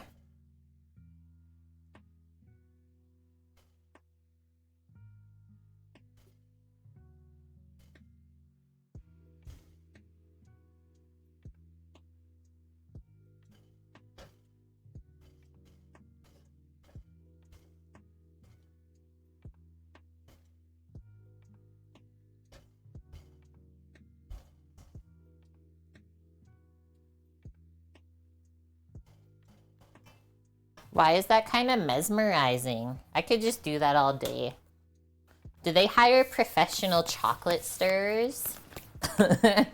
What's the deal with the clock on the oven? Whoa! I think it's just because it's LED. Don't look at it. That is freaking weird. I'm just gonna do this. There's nothing. I don't know what you're talking about. Did I see the Tillit Cambro collab? They made a drinking... Oh yeah! I did! And I'm sad. So like Cambro is not doing their ambassador program anymore. It ended like last year. Sometime? Maybe in the summer or something? I was like, seriously? Like you couldn't have sent that out to all your ambassadors before you ended the program? I was sad.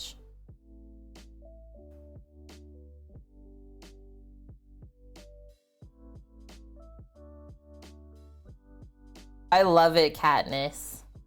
I know, right? I have like every other Cambro container.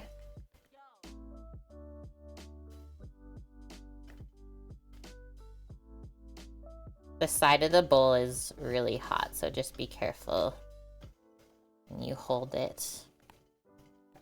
It's almost smooth though, so you just don't want to see any chocolatey lumps. That's all.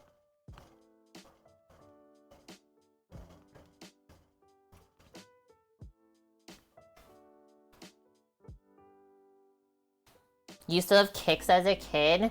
Yeah, I would say Cinnamon Toast Crunch was probably my favorite, but we didn't always get it, like Bong said.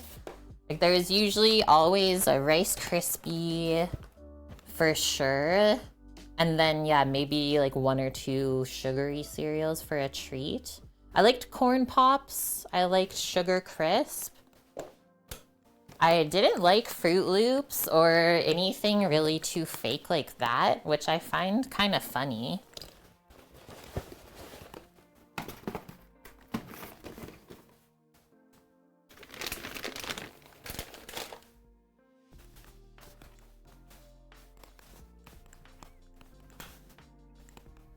Golden Grams. Those are so good to use to make like marshmallow bars. Put this away.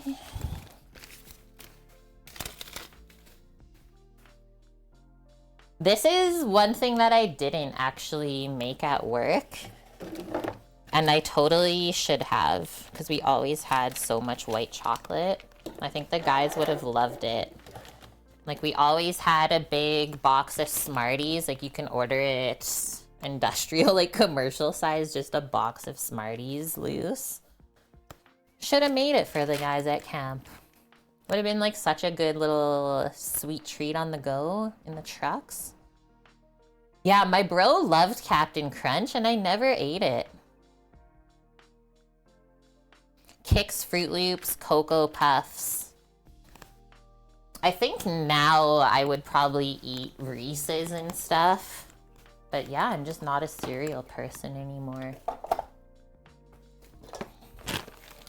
Things change.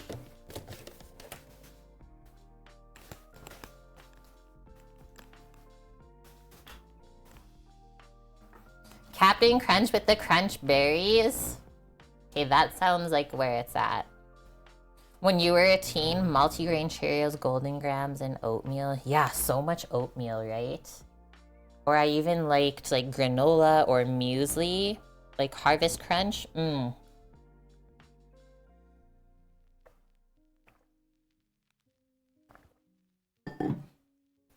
Ice cold milk. Okay, let's see how this is. Guys, I still feel tired. Like, I feel like I still haven't been able to wake up today. What is that about? Maybe it's part of my whole not drinking coffee thing, because I totally could have went for a cup of coffee today. But I didn't.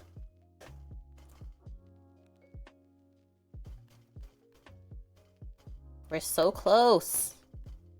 The lumps are just really small still. Granola with strawberry yogurt. I also like the Special K red berries. And then when that cereal came out, because the first letter of my name is K, that was like my nickname for a year at school was Special K. I didn't hate it. There's worse things to be called.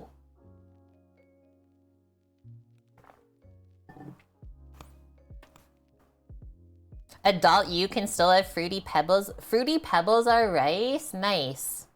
Nike, did you see the cinnamon Chex? That's gluten-free that I used. They make cinnamon Chex now. That's gluten-free. It tastes like Cinnamon Toast Crunch. Because that was my fave. Try and look for it. I just found it in the store. Okay, I gotta go get it. It's a red and white box. So just think of Canadian Kate when you go to look for it. And you'll find it.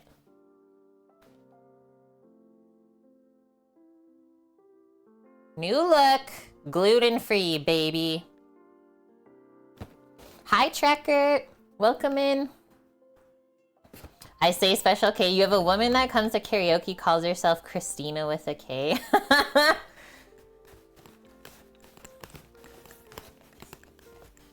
Sounds like a character, bonk.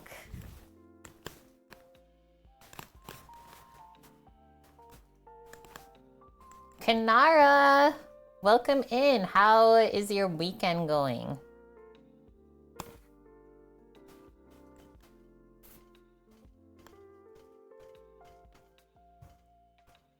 Hello? Are we there yet?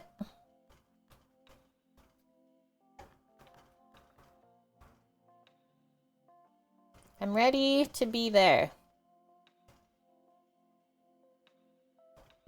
Don't let the steam burn your fingies.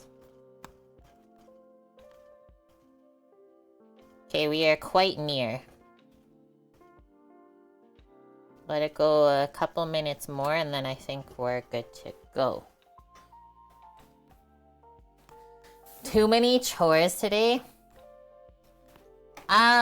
Because we ran out of VIPs. Bonk, that's really my only answer. We ran out of VIPs and then other streamers started streaming and now there's no more VIPs. Until we get like 600 subs or something, which I don't think anything will ever happen from that.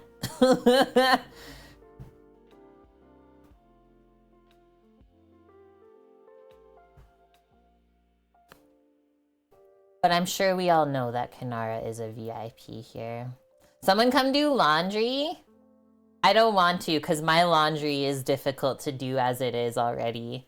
I have to walk up an entire floor just to go do my laundry. So I'm okay, but I'm sure someone else in chat is up to it.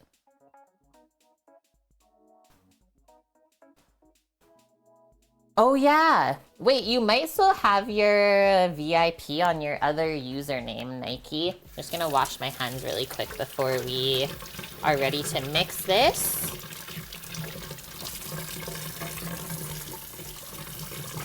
Yeah, let me go through that VIP list this year. I usually do it once a year. Obviously, some people are no longer active. It happens, that's life. It's in limbo.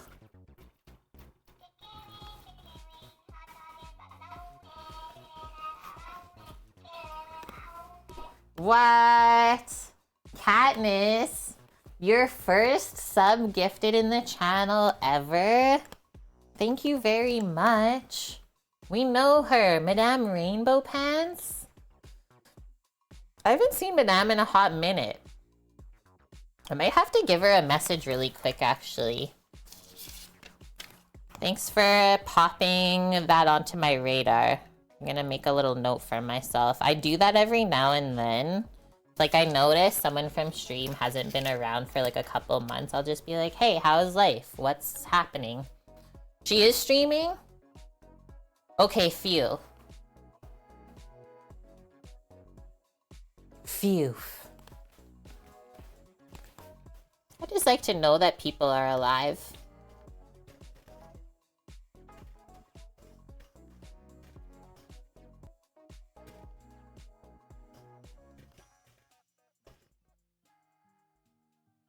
I think this is it, chat. So I'm gonna put a little bit of these marshmallows in here. Just mix them in because I want it a little kind of chewier. Not as hard like chocolate.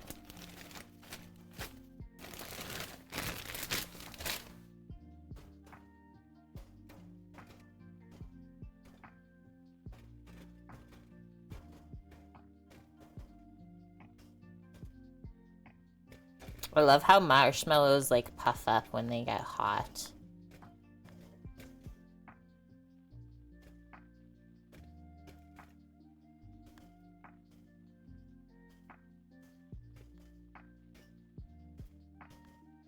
So we'll mix that until it's smooth again.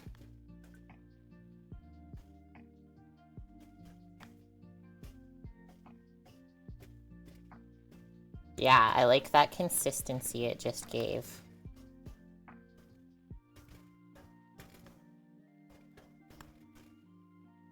It got like fluffy white chocolate.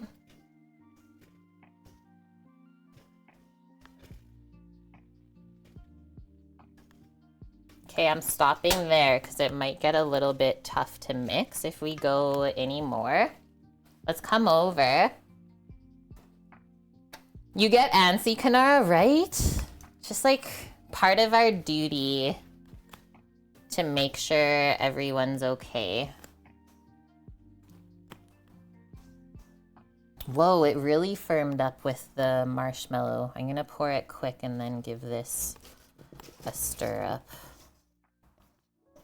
I didn't know what was gonna happen, honestly, when I put the marshmallow in the chocolate. I'm gonna just start to fold that.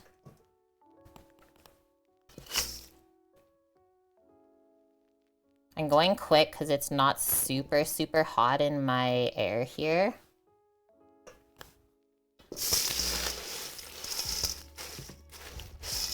Gonna kind of spread it out and then we'll just keep mixing it.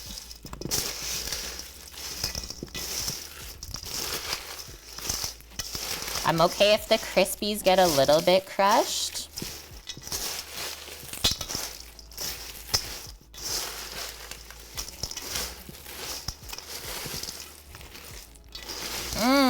The heat from the chocolate like heated up the cinnamon in the checks. So now there's like this kind of cinnamon aroma.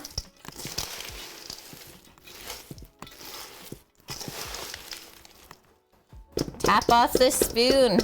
It's all stuck. Help. And then really quick, I'm just gonna do this. So it's somewhat kind of Christmassy before it firms up.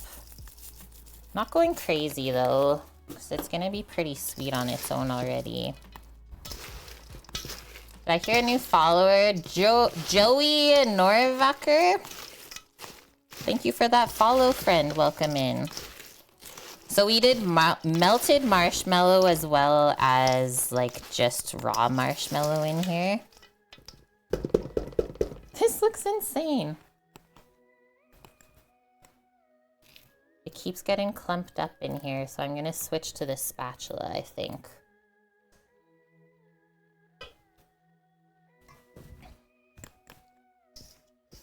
So we can scoop all the way to the bottom without crushing it too much. And then from here, I like to just lay it out onto a sheet pan with parchment so it can cool. And then I do like to keep it like in the fridge or even in the freezer is like a really good way to do it. It'll last longer.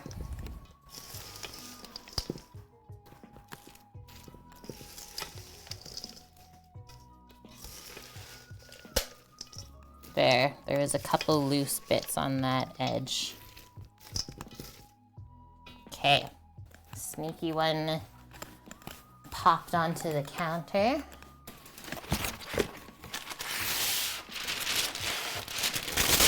Do a big old piece of parchment.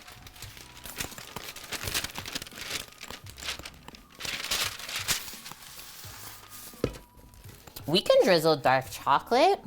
I wasn't thinking of doing that, but we have the capabilities.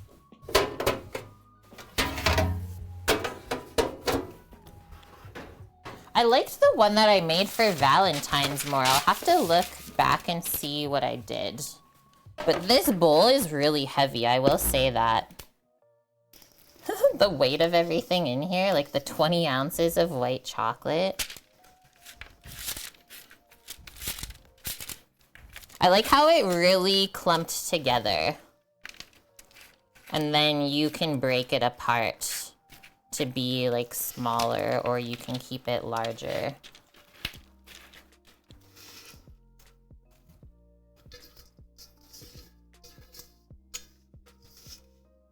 And yeah, we used a Calibo white chocolate for this. You definitely don't want to cheap out on the chocolate.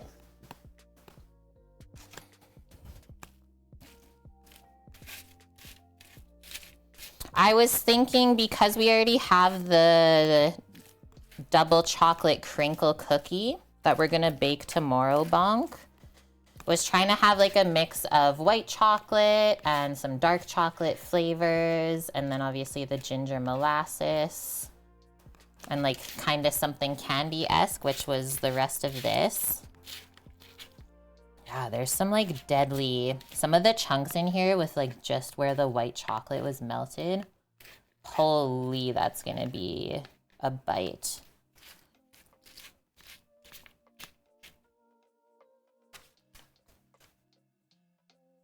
Get the rest of that off. I can't wait to try this later. I'm excited to see the cinnamon flavor.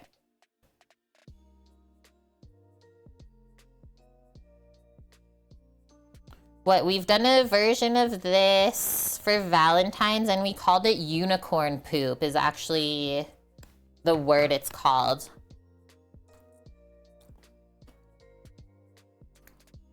Ew.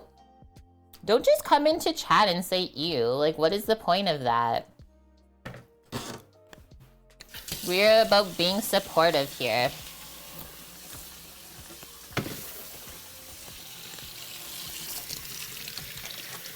It's okay to have like an opinion, but maybe elaborate on what is ew. You see candy corn? That doesn't exist in that bowl, so I'm sorry that you see that, but we didn't use any candy corn today. That's Halloween. I don't even think I can like find candy corn if I wanted to. They probably find it. Yeah, it's a little stenchy. Oh my gosh. But yeah, candy corn doesn't exist in this household. Where's Eric? He should be in chat. There was this one time he tried to request his pots and pans points to get me to make like, what was it, candy corn pizza or something? As a joke though. Okay, I have a beautiful empty spot here. Empty shelf in my fridge where this is gonna go. It looks not bad. I wish I had found like the red and green M&Ms, but it seemed like they were sold out in the store already. That looks like something that could bait a reindeer. Yeah, the candy corn pizza. He's like, it's just a joke, Kate. Don't do it. I was like, okay, phew. Because I don't think I can.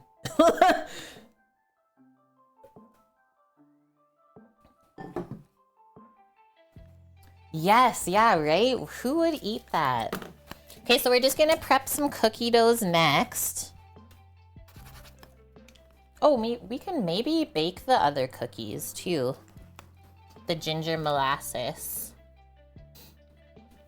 Or do we just want to bake all of the cookies together tomorrow? Because we can do that. Looks like diabetes and you would try it. But if it was regular chocolate... You could make it with regular chocolate by all means. You maybe wouldn't be able to like see everything as clearly compared to using the lighter color of chocolate. And then with the white chocolate, yeah, it's a little bit sweeter. If you used just regular chocolate, it wouldn't be quite as sweet. The candy corn Thanksgiving dinner ones? No. Yucko. What? Nice. That's awesome, Nike. Okay, so next cookie doughs. Chocolate crinkle cookies. Double chocolate crinkle cookies from Sally's Baking Addiction. You guys know the ones, right? That you dip them into icing sugar, and then when you bake them, they get this like beautiful crinkle color on them. Or design. They have green bean, candy corn, turkey, coffee. What? Why? Okay, jump to the recipe. What does this make? 20 to 22 cookies? I might double this.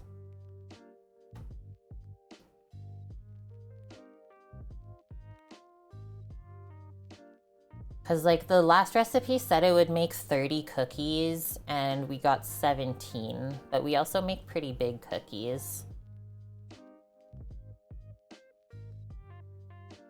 You would try it. You only live once.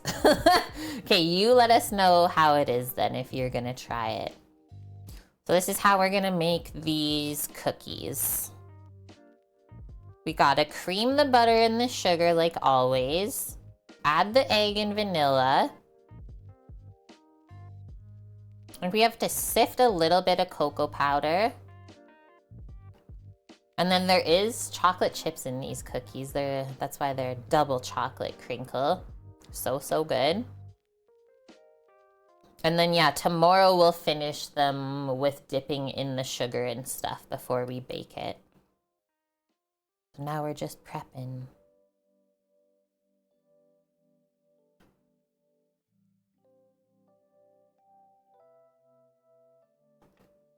Yeah, I'm gonna double this recipe because there's only 113 grams of butter. The last recipe had 170. So if we have like 226 grams of butter, that'll be a better amount. It's always better with butter. Come back over. It's time. I kept the butter container from before when we melted it. Get the scale out again. And then whenever we're ready, I'll bring the mixer over. It just takes up a lot of space if I set it up first.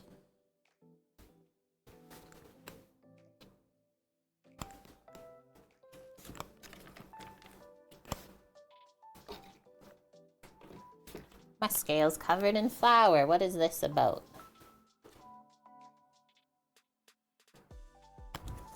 Your neighbor is Godzilla.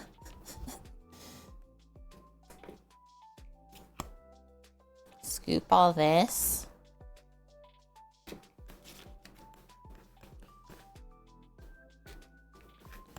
What are you guys getting up to today? You guys just hanging out with me? This might actually be the perfect amount. Let me see. No, it wasn't.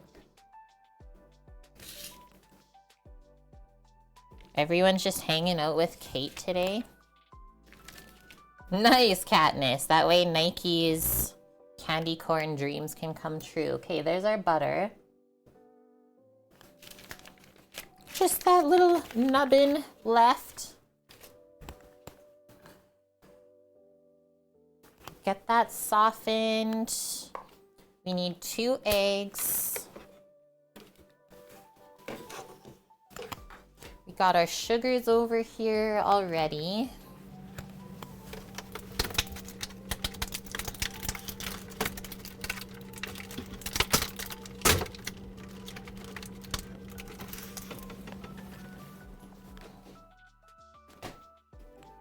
Mish, you already completed your day. What was like your highlight?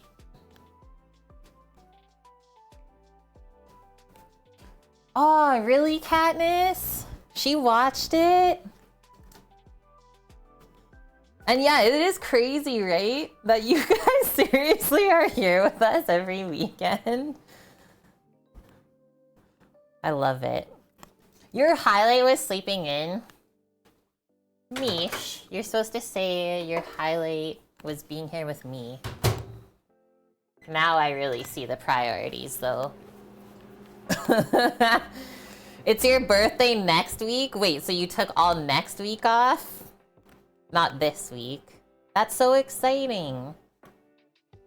Wait, you're turning 13 then? My whole life has changed.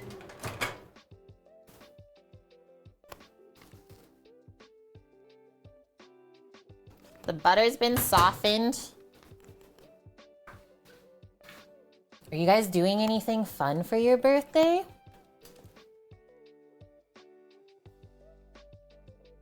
You're dabbing, about to triple stack yourself? I'm terrified. This is me too, Katniss. I really realize, like, this is my socialization and it makes me so happy.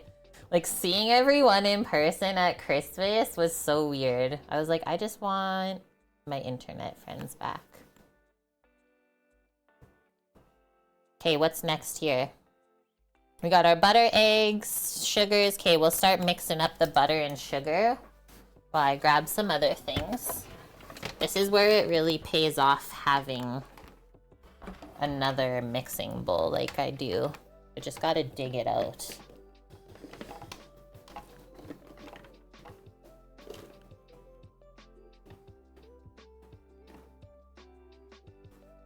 You can hear the coughing fit now. I've been really trying to cut back on my cannabis intake, and I have to say it feels really good. Okay, that. Where's my other beaters?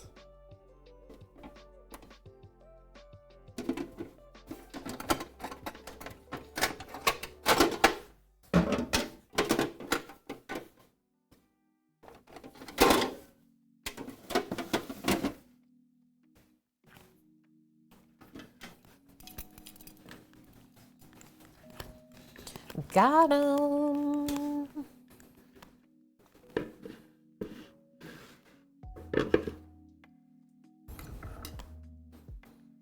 That's a good way to do it too. Yeah, if you spend the whole weekend, or the whole week, sorry, socializing, then you actually need a break.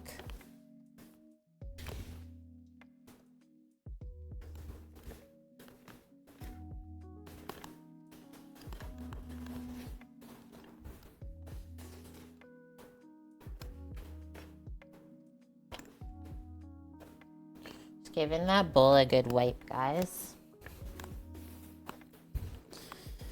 It's insane. Like, I find how dust just really accumulates on things quicker. Has anyone noticed that?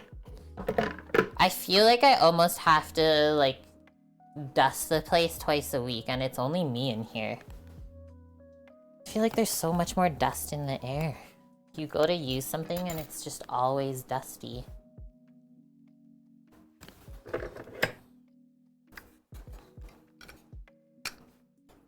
Yeah, dust.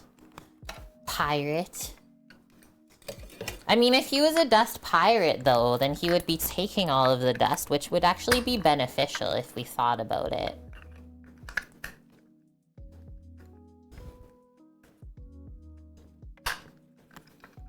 Okay.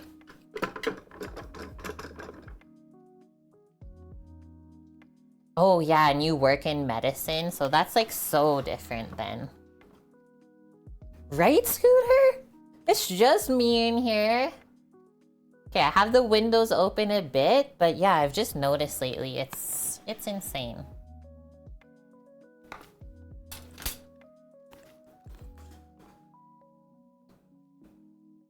I didn't melt the butter for the cookies this time.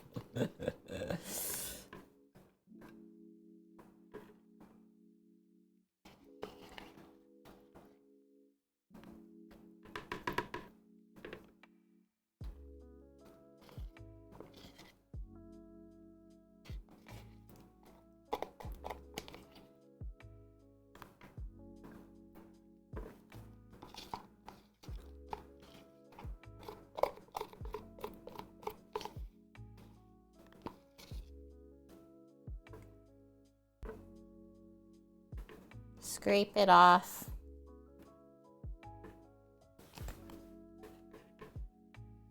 Okay. Next. Sugar. Blondie, how's it going? Good to see you today. I actually went yesterday to the dispensary because I wanted to get something for Samo when he comes home. I saw they had a pink grapefruit Kush little like cartridge.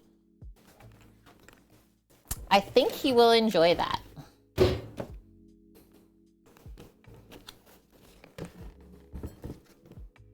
Going for the jugular. What are you guys doing? I love when I have to ask this in chat.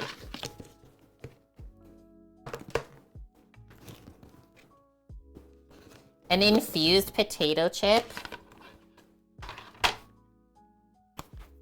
What? Okay, how much sugars do we need?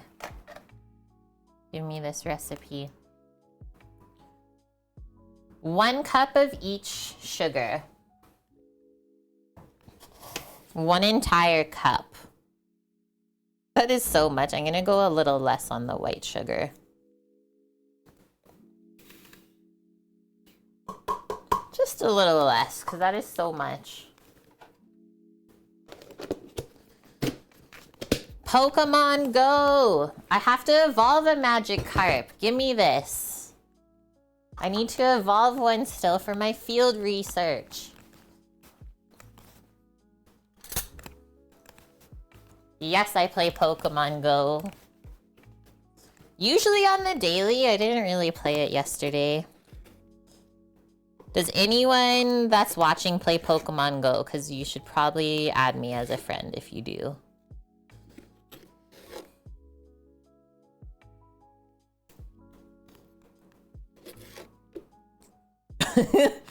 Everyone's like, Kate, no one plays Pokemon Go anymore. I will have you know that a lot of people play Pokemon Go still. Like I saw a lady when I was walking one day and I pet her dog and she saw I was playing Pokemon Go because like I had the app open. She's like, I hope you catch lots of Pokemon. Just a 32-year-old woman walking around playing Pokemon. You play it, Trekker? I try to at least like get on once a day just so I don't lose my streaks. But like sometimes when I go for a walk, I'll play it. Lately it's been too cold though for my little hands. Gotta keep them in the pockets. It's not. Like where were you guys living when it first came out? Because Sam and myself, we were in Vancouver when like the whole Pokemon Go craze was going and it was just the best time to be alive. That's all you saw was people playing it everywhere.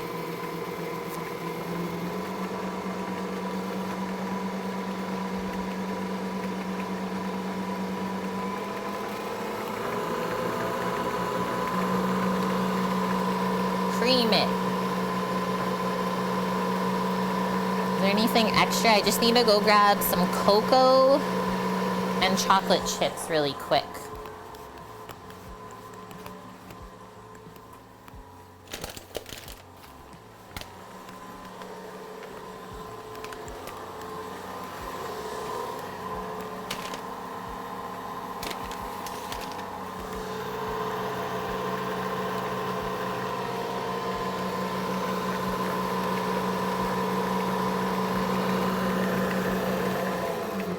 Just gonna scrape this side really quick. You fry the chips in infused coconut oil? That sounds insane.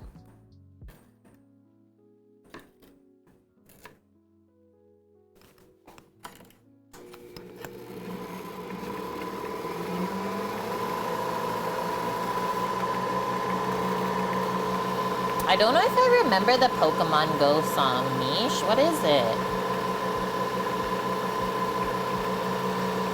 Infused as in canna infused? Yeah, Greek. And yeah, I think once you've already decarboxylated it, the heating part doesn't matter, right? Because think about when you use the oil to like make cookies or something. Well, you're heating it when you bake it. And yeah, welcome back, Greek. Nice, Mish. I'll check it out. Whip it.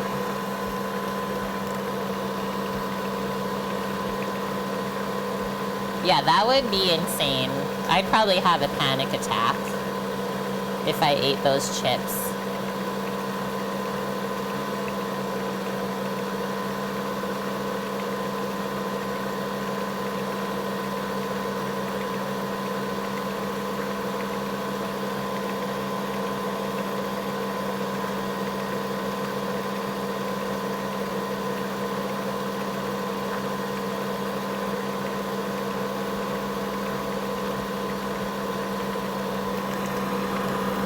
I was reading Discord a sec.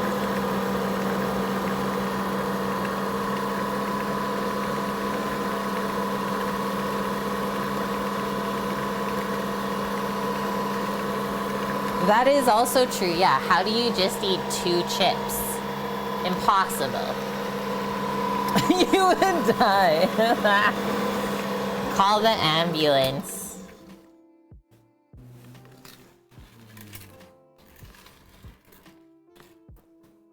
This is what you do. You just go outside of the hospital and then you consume the chips. So you're already there. If you die, they can help you. Pro tip. Me too, yeah. It's so low. Okay, so 2 eggs going in. Couple teaspoons of vanilla again.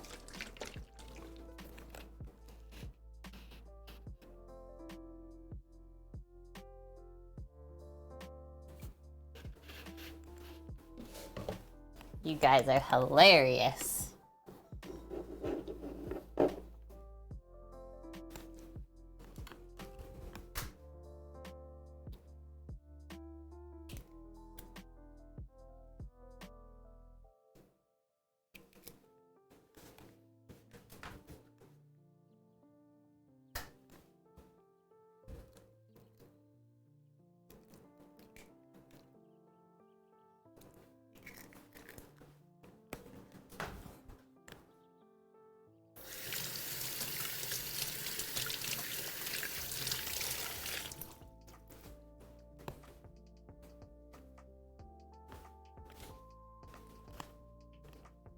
Whip that up.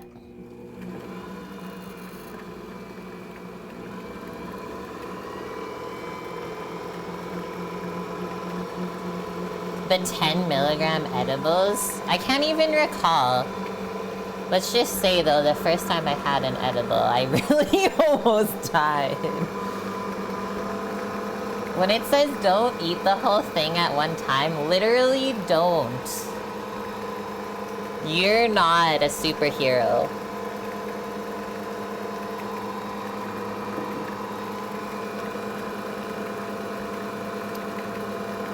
It can be really scary, Dust. Like if you don't know what to do and if you're not expecting the feeling, it was kind of scary.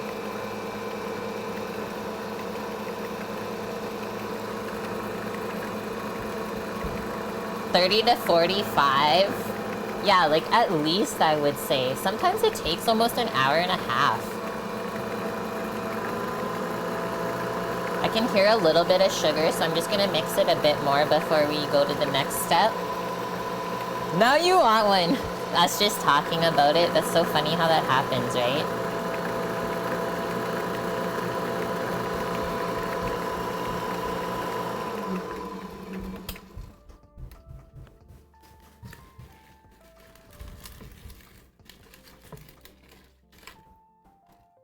I need to give the kids upstairs edibles. I think that'll solve everything.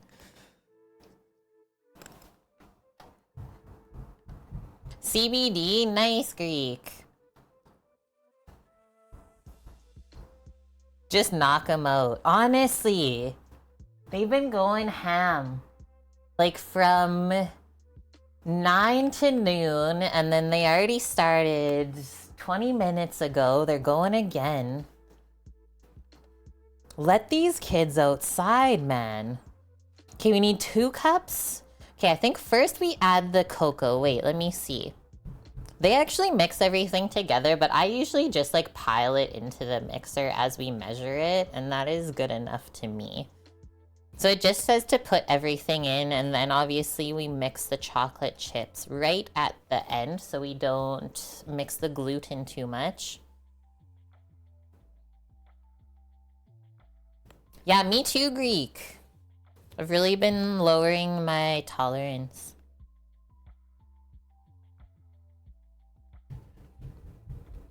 Okay, so start piling everything in. I think we're going to sift the cocoa powder. I'll go grab my sifter. And then probably we'll just sift the flour in too, because it kind of cleans the sifter after the cocoa. Just so there's no lumpies. This is grandma's. This is grandma's. So I usually just like pop it onto a plate, or even just like onto here. I think it'll be better on a plate though.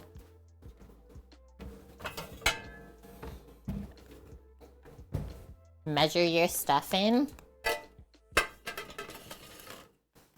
How much cocoa do we need? A little bit more than 1 cup. A little bit more than a cup.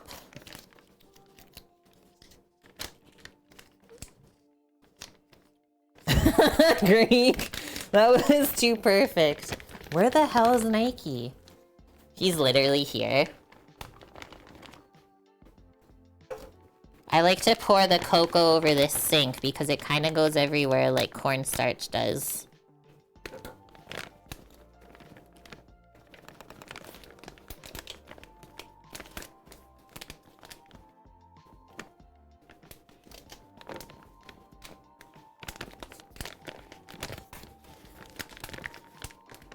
Slow and controlled.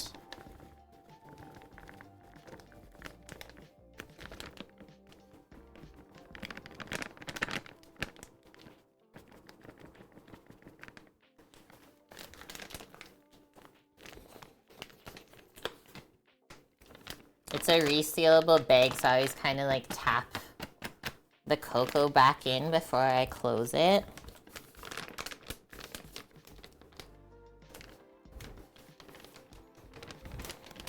And yeah, this organic Dutch cocoa that we can get at Costco here, I really like it.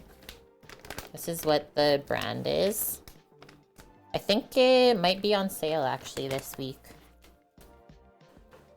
Okay, so now we just take that,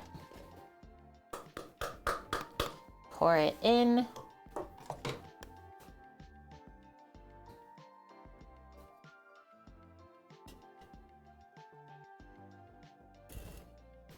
And then I don't care if this is gonna get covered because I know it will, but yeah, just go back and forth. There's a little handle on this side. It's so fun.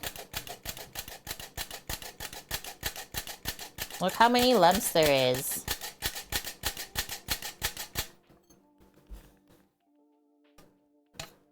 Let's see. Look at the little cocoa pile we put.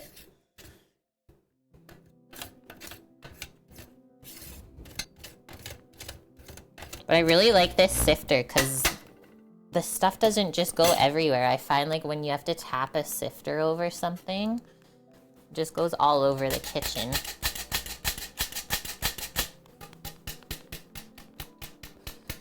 Just do the last little bit.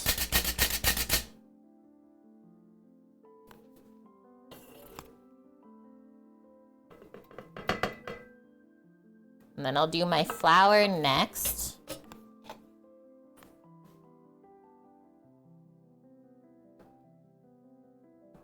Unrefined coconut oil. I didn't know this part. I've only ever used like extra virgin when I make an infusion.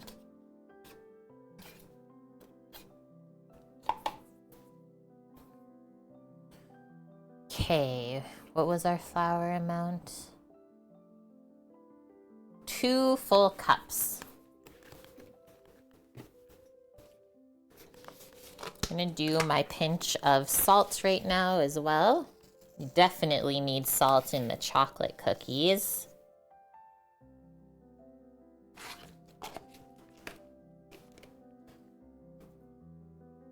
You'll ruin the oil. I don't know these things. We're learning all the time. I was just going by what the recipe said. And it didn't specify unrefined.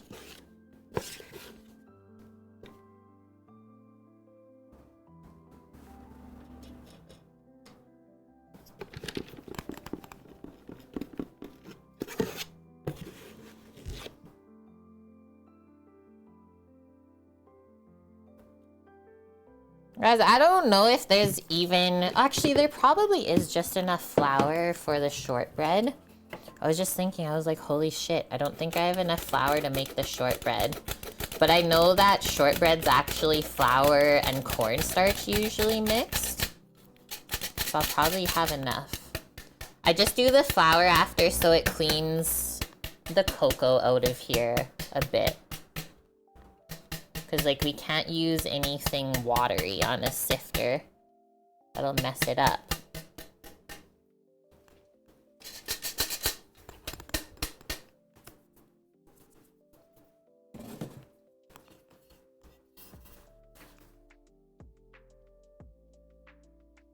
Interesting, Katniss.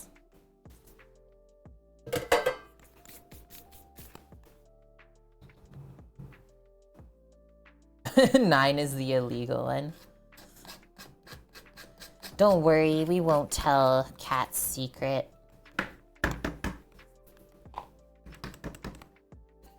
Okay, one more thing.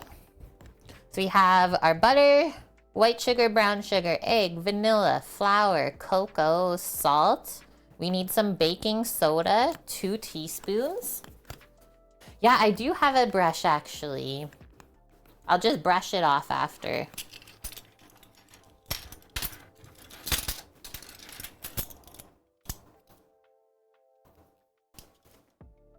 I think this half teaspoon will fit in this. Just do 4 of them.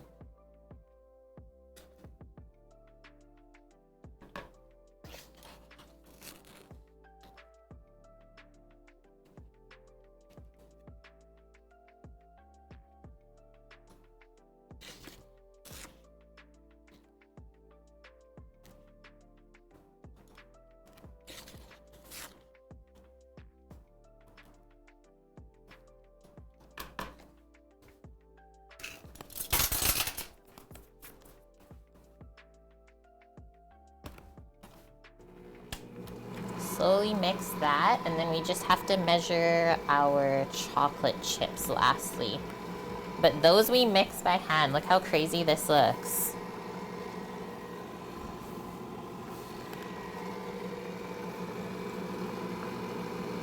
It's like dusty. There's still dust everywhere. Stop there. Once it starts to get really thick, because look at this. Holy. Can barely take the beaters out of there.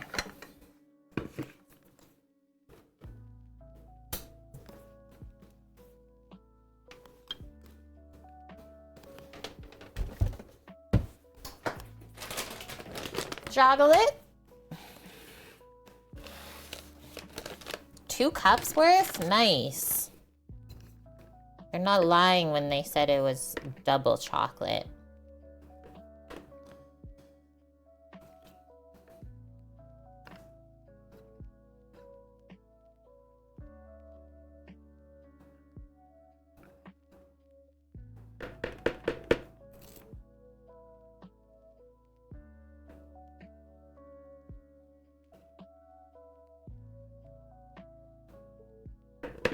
Mish, you had to go find snacks? What's your snack choice?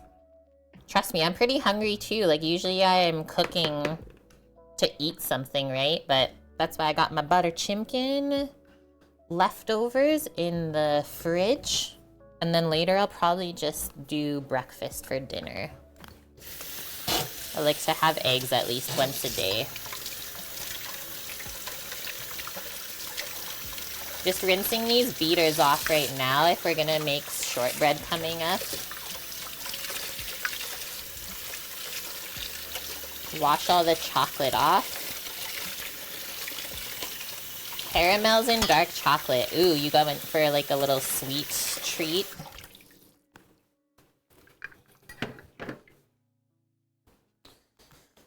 A little sweet treat.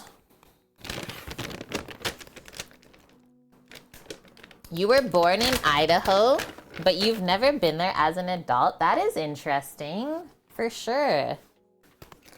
Okay, 2 cups. Is it gonna stick in the butter? They probably won't. The chocolate chips won't stick in here.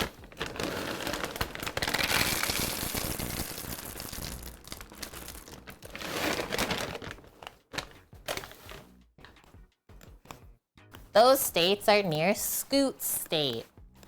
And that's a state I really want to go visit. Wyoming? I'm just getting a wooden spoon here. There was a time I was making chocolate chip cookie dough at work, and I was like mixing in the chocolate chips at the end. And I broke the wooden spoon. It was so thick, the batter. I was like, sometimes you don't know your own strength. And my coworker Brooke just like starts laughing her ass off at me.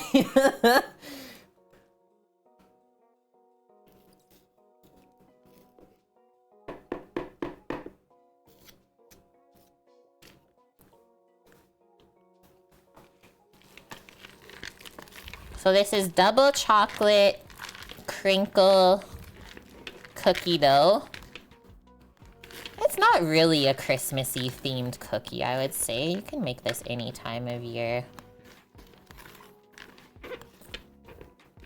But they're not lying when they say there's double chocolate.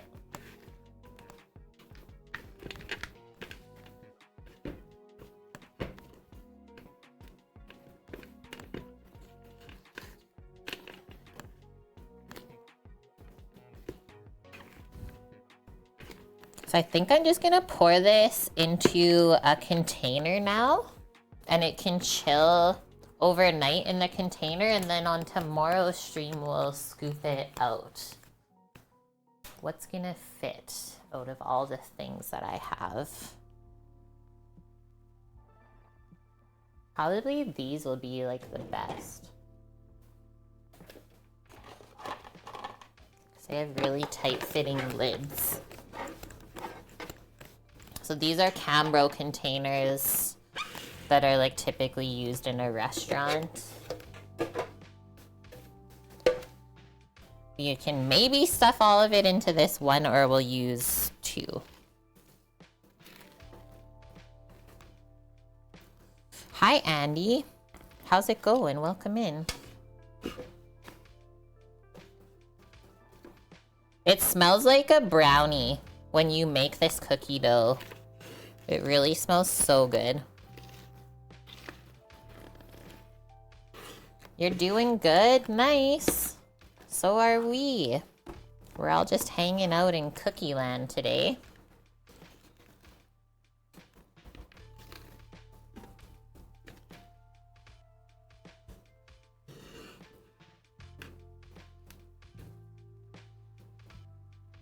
I think we'll fit it all into here.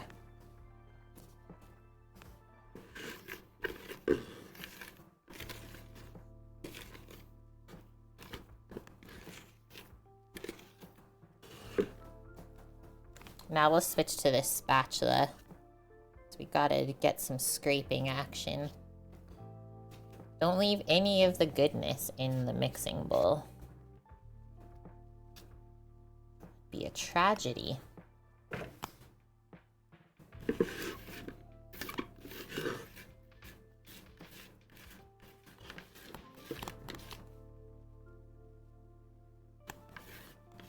So yeah, if you like chocolate, you will like these.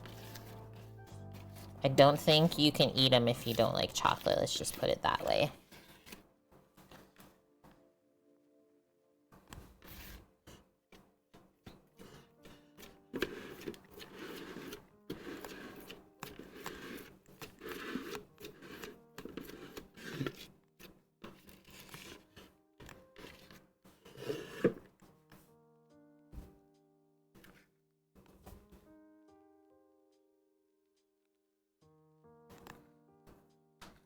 Clean off the spatula.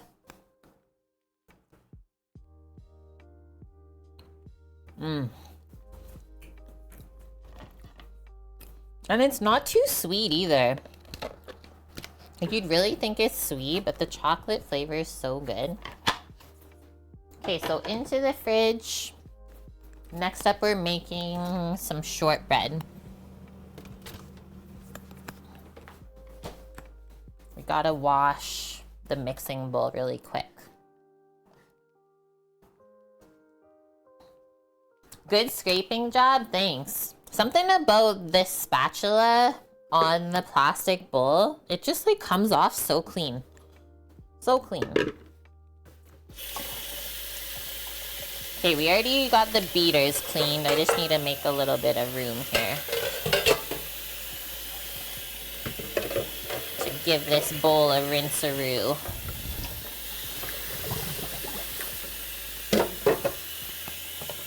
And then this shortbread is like a shortbread that my mom would typically make. It's called a whipped shortbread. Has anyone ever had that style of shortbread? Because I find like English shortbread is quite dense, right? Dense and heavy. Whereas this whipped shortbread is so nice and light and buttery and crispy. Thank you, Mish. Thank you for the 1 bit.ly. Okay, just doing a little swipe with soap. And then we're good to carry on.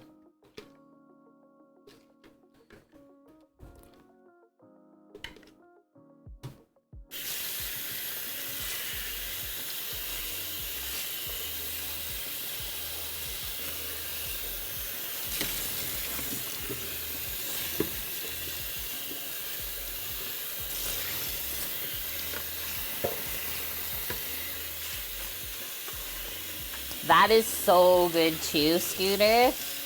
That's actually something Sam really likes to make. And he'll make it insane, and then he'll call it billionaire shortbread. Because it's like as if millionaires wasn't enough. But yeah, these cookies are so good. They're really addicting. One of my favorites that my mom would make.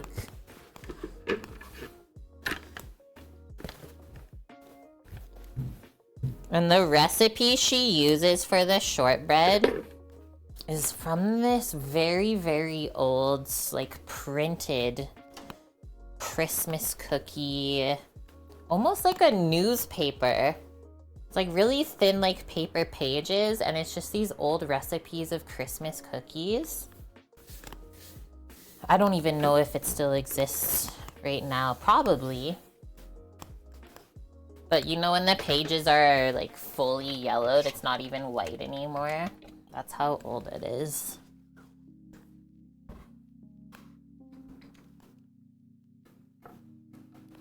That makes sense for Samo. Yeah, it does, doesn't it? He would just take it that much further. Okay, last cookie to prep today. And I think we'll just bake them all tomorrow. Just leave the gingerbread in the freezer. There was a little water down there. And then yeah, we'll do all of our baking tomorrow. And then I'll pack everything up after it's cooled and get those boxes sent. Easy peasy. Cookie! Cookie says, here's this for the cookies. Thank you very much for the 1,598 bits going towards our solar fund. Very precise biddies. Yeah, he tried. And then there's Mish with the 1. Thank you, Mish. Move this over. Okay, whipped shortbread. I don't think there's very many ingredients in this recipe. Here they are. It's a pretty big list of recipes, but I'll post them one time. What is going on outside today? What are we honking at?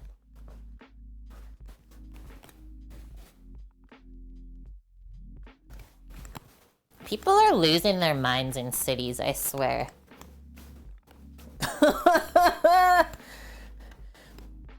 What are the homesteading books?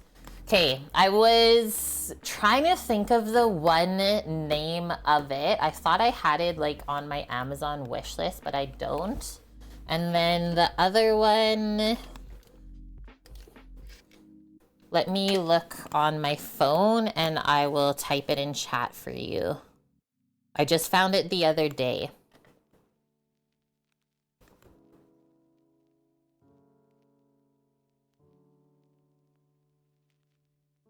This is the one that I found. Someone that I follow online says it's very, very good. She lives in Canada. So the new complete book of self-sufficiency, it was just redone.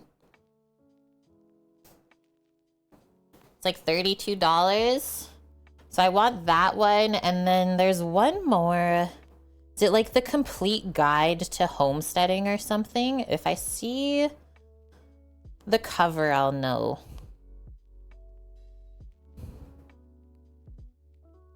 It's not back to basics.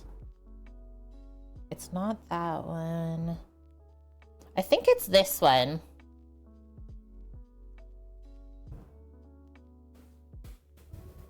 The Homesteading Handbook.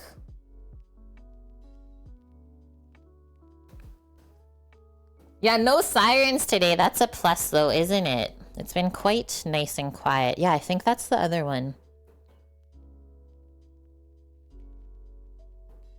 Because I want to start like making my own shampoos and stuff like that. Really not support any of those big brands anymore, unfortunately. That's the world we live in. There's no Danish word for homesteading. It just doesn't exist. Okay, classic whipped shortbread recipe from Canadian Living. And actually, before we start this, I think I'm gonna take a bathroom break. I'm feeling it, and I don't want to stop when we're in the middle of making a cookie. It's fun, Katniss. Yeah, like, just buy the soap nuts, and then with, like, the good blender that we have, you can just, like, blitz them up and make your own shampoo and stuff. Like, what? What? That's a whole new rabbit hole, though. Okay, I'll be right back. Hold tight.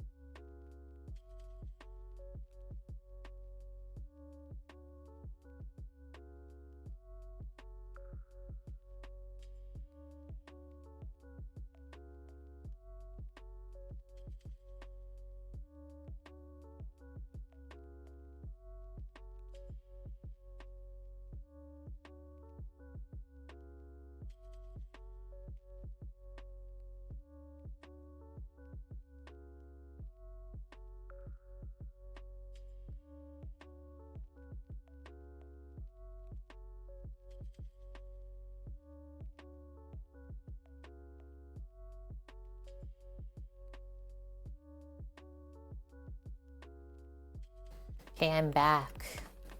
Okay, one thing I want to ask you about, Katniss, is if you've ever used fractionated coconut oil before.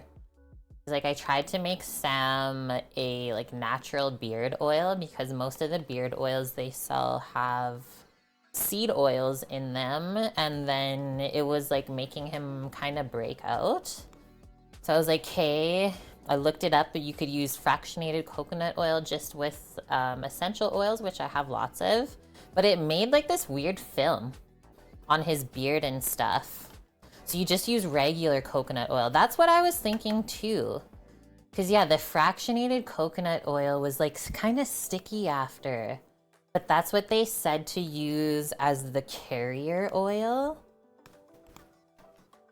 I was very unhappy with it though. I sent it back. As Starcy, soap making was your third hobby you took up after you retired. You had hubby build a shed in the backyard. Made a total of 2 batches of soaps, put a lock on the shed, and haven't used it since. You should make it again. Maybe you'd really like it.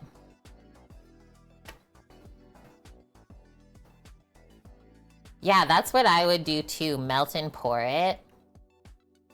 Okay, these cookies, they say every bite of these easy to make cookies will melt in your mouth. Go the traditional route and decorate with glacé cherries. So you guys remember the cherries candied that we used in the macaroons the other week?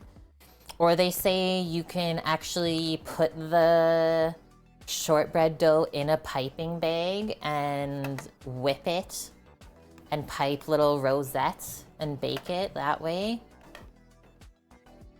Made beard oil with jojoba and... Do you say it jojoba or is it jojoba? Sweet almond and olive oil and fragrance oil. I was looking at the sweet almond because the brand that I bought it from, an organic one, I think it was Nutiva or something. Jojoba. Jojoba oil. Okay, that's what I thought. Thanks, Bonk.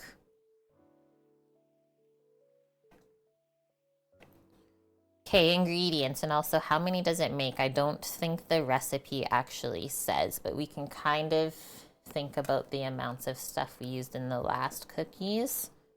A cup of butter. That's pretty close to what we've been using for the other cookies. Half a cup of icing sugar, 1 1/3 cup of flour. Let me just see really quick if I have that amount of flour before we even attempt this.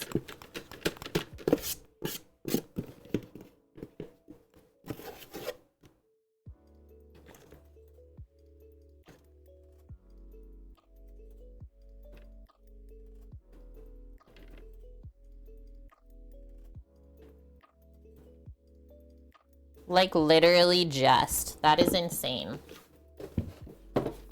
Literally a cup and 1/3 of flour is in the bucket. Love when that happens.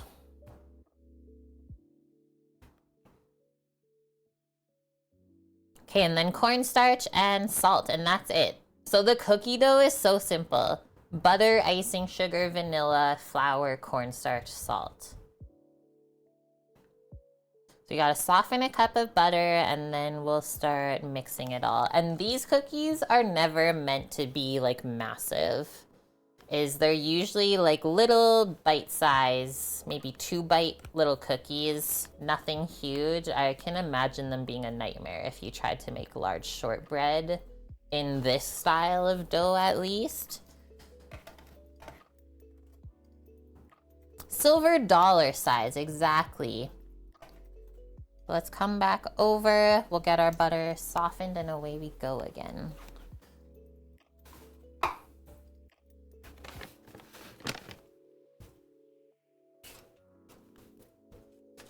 I'm just gonna cut the cup from this new pound. Right? Shortbreads are supposed to be 1 or 2 bites. Because they're so rich and buttery, I don't think you would want to eat any more than that. Anyone have any 50-cent coins? No. My parents have a $2 bill, though, from Canada, which is pretty freaking cool.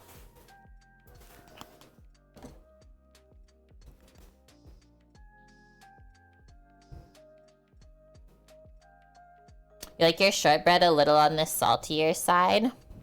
So you could probably use salted butter for it then. Do you call that a toonie? The toonie is the coin. I don't know what you call the $2 bill. Because that was in circulation, I think, before I was born. Yeah, you could always add some salt on top. Oh, there's my mom right now. Maybe they were listening. I don't know. I'm doing good, Mom. How are you? Mom's here.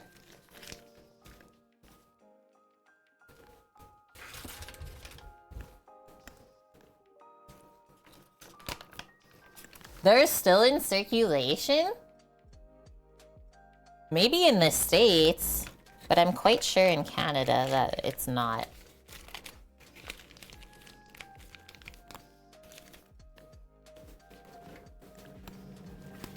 All of the butter. Okay, 20 seconds. You just got one in your snack box at work yesterday. A $2 bill? Enjoying the last of the nice weather. We're talking about different old forms of currency. So we were wondering if there's a name for the old $2 bill.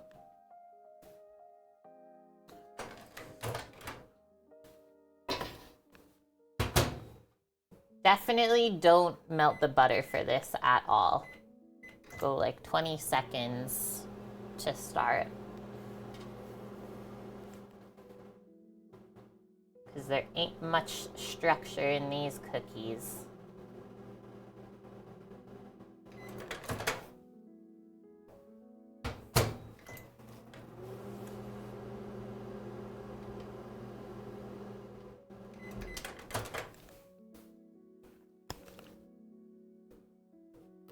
Beautiful. Perfectly softened where you can give it a little press. Nice, and you have a $1 bill. Cool. But they don't have a special name or anything. Hey, now we know. The more you know.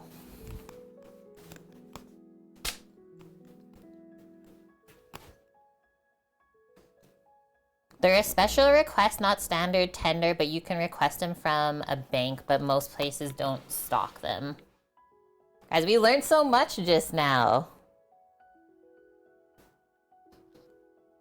Yeah, here I know that the $2 is not in circulation because of the toonie.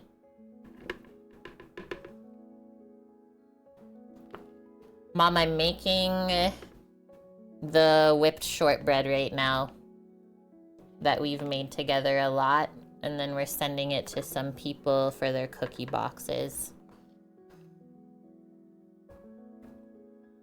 I thought that you would like that because I was talking about your tattered cookie recipe little kind of newspaper thing that we get this recipe out of.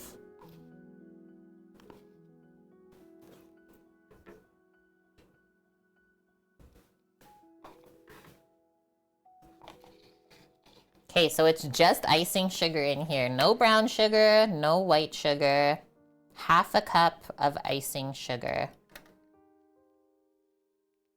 I believe we just mix everything together. So beat the butter until smooth first, and then we beat in the icing sugar until it's really pale and yellow.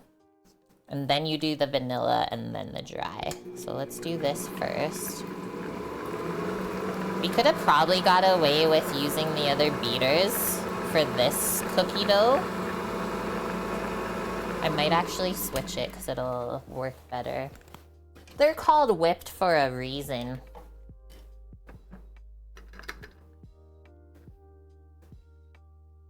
And we're not mixing anything into here, like chocolate chips or anything. I'm not worried about wrecking them.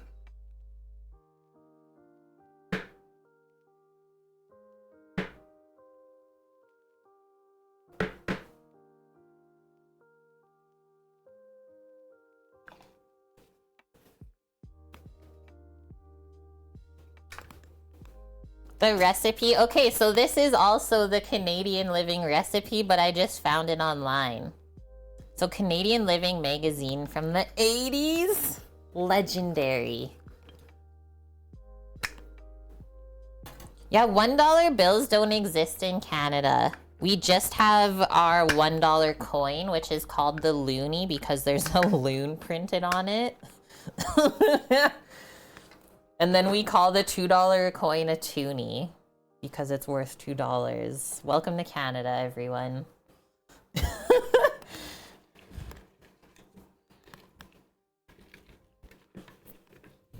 Okay, that should really whip the butter up now. I like that choice that I made.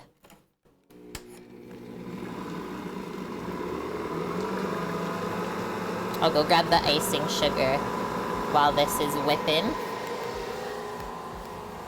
Bring these back as well.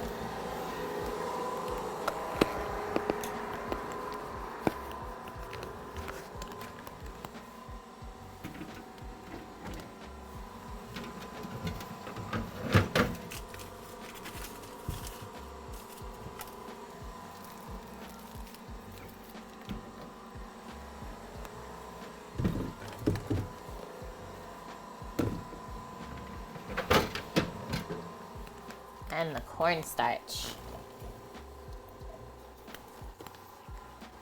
And salt, because my container's almost empty.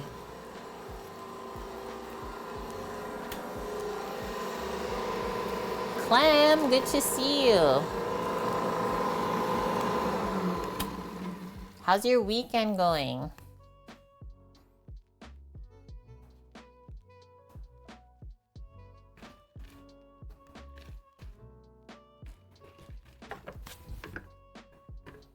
So the butter is really light in color. You can tell we incorporated a bit of air into it.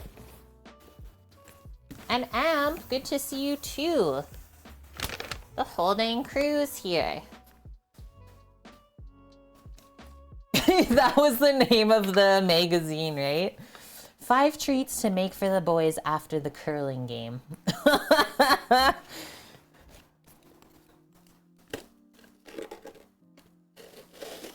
I love it.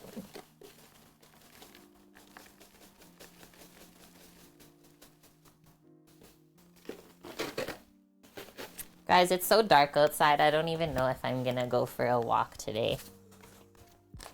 It looks like poop out there. Okay, next one was the sugar, I believe, right? So there's no eggs in these cookies, whereas most other cookies have egg, right?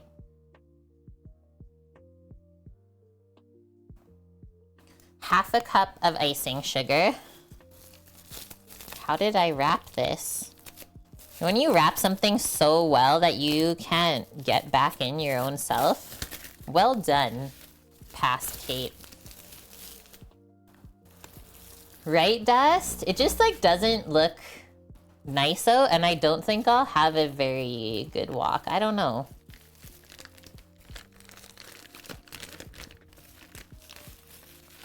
I was bugged twice again on my walk yesterday as well by 2 different dudes. I'm just like so over it by this point. First, this guy's yelling at me thinking my name's Clara. And I just turn around, give him a dirty look, keep walking. He's like, oh, my bad. Wrong person. And then I'm like 5 minutes from home again, and there's just like a weird guy chilling in a park. He's like, hi, how are you today? I'm like, I'm good, how are you? And I just kept walking.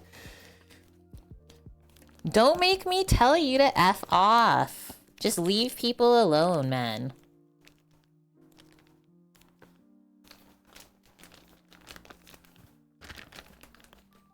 The sass.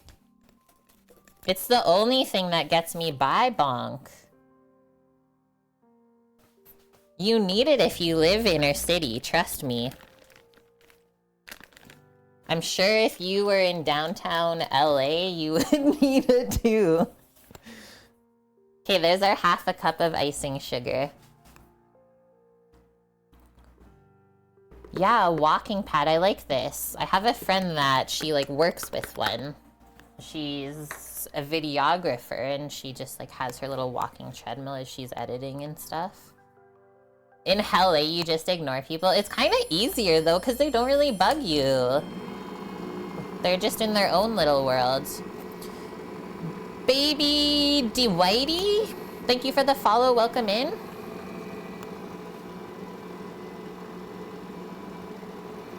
And as well, Anrifex.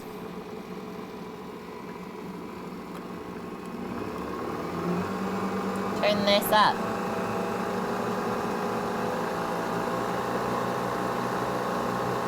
It's not getting all the sugar. You don't even have to be in the city to get bugged anymore. That's even worse.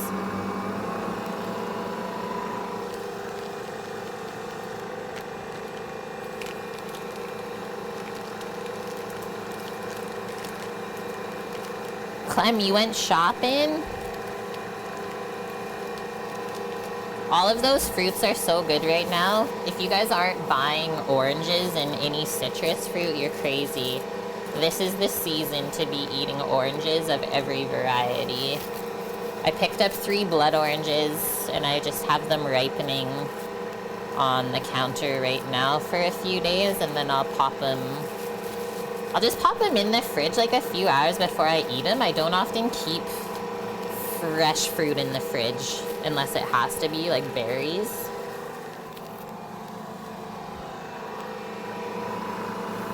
Yeah, they look so good. And it is from the States, actually, the blood orange. And yeah, if you can't find blood orange, or let's say you can't really afford it, like I only got 3 of these just for like a little treat. What Nike said, Cara's money. Cara oranges is like the next best thing. And then a bit back, I was able to get some Satsumas that still had the leaves on, and oh my gosh, those were good too.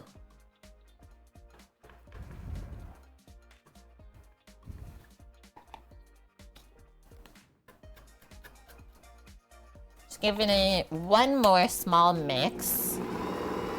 Make sure it's all evenly whipped.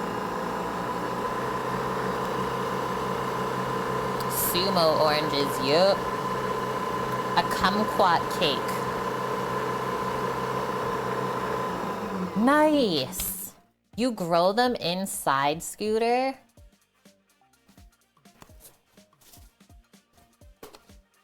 How many different little citrus trees are you growing inside? I wish I could have that experience, Bonk. You know it's orange season there when you see the migrant guys with oranges sold out of the back of the truck. That's the shit I would be buying. Okay, couple pinches of salt.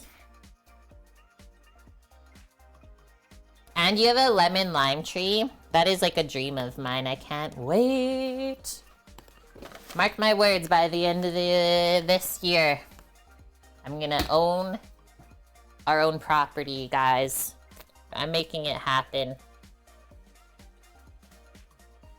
We need our space for the truck. Okay, next one. I think it was actually vanilla first. Yeah, Clem. It's gonna happen. We'll do everything in our power to make it happen.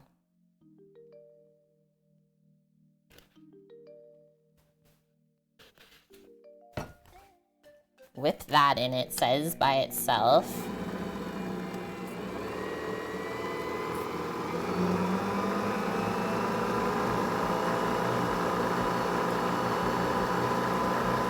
The vanilla was cold, it made the butter hard.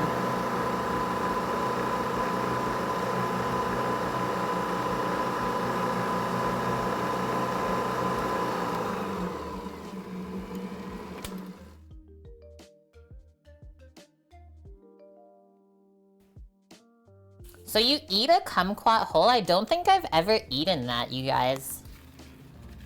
Yeah, there's still some things that I have not experienced food-wise in my life.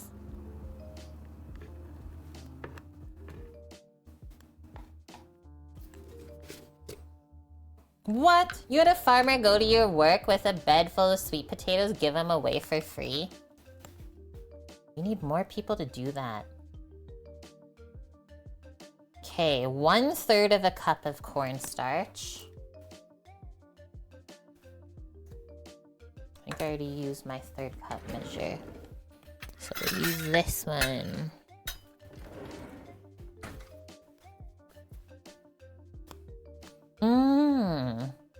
So you eat it with the peel to help offset the sourness of the inside. So cool!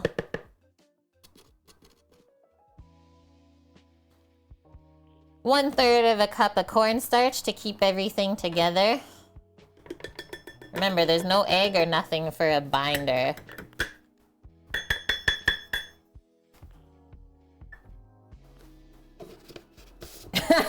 Yeah, right? You get feral when you're offered free produce.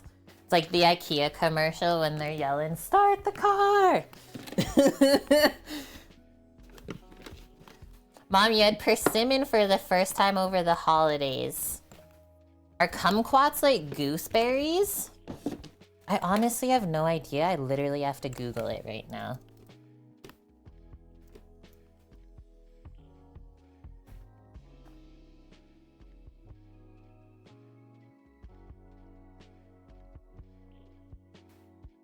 Yeah, Proxima. Okay, so kumquats are like long kind of oranges that look like Roma tomatoes. That's like the shape of them. It's like a Roma tomato orange. You can eat the seeds of the kumquat. They have omega-3 fats in them. Interesting. Why would you not add an egg to a cookie recipe? Because it's a shortbread recipe. And you actually never add an egg into shortbread. It's just usually butter, flour. This one's whipped, so the cornstarch helps bind everything together when we whip it. And yeah, it's just salt and vanilla. There's no eggs in shortbread ever. Cookie, thank you! Feel so spoiled today. Thank you for the 1999 bits. He evened it back up. He's like, phew, Misha's gone. It's safe now. Thank you for the 68,000%. 68,000%.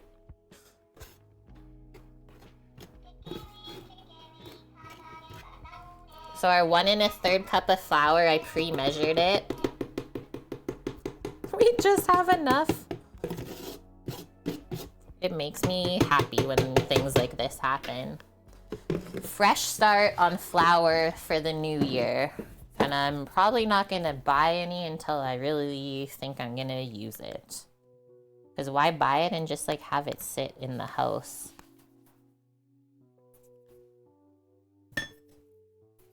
How much energy can you store from solar on a truck? Holy shit, that's more of a Samo question.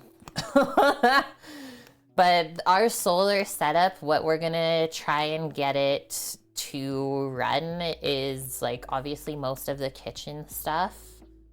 And then we'll probably just have a small Jenny that will have to run overnight to run the big fridge.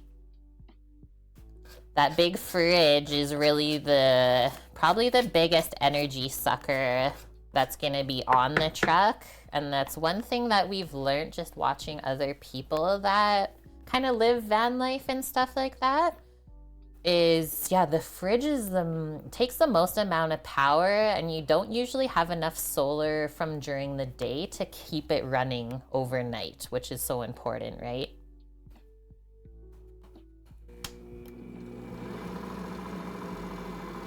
So now we're gonna whip this up. And yeah, thank you to the sub as well. Almost forgot that. Fat Catnip, 18 months in a row, 1.5 years with us. How are you doing today? There's the Samo. I'm gonna turn it up a bit because the butter's like stuck in the beater. There. I'm gonna stop.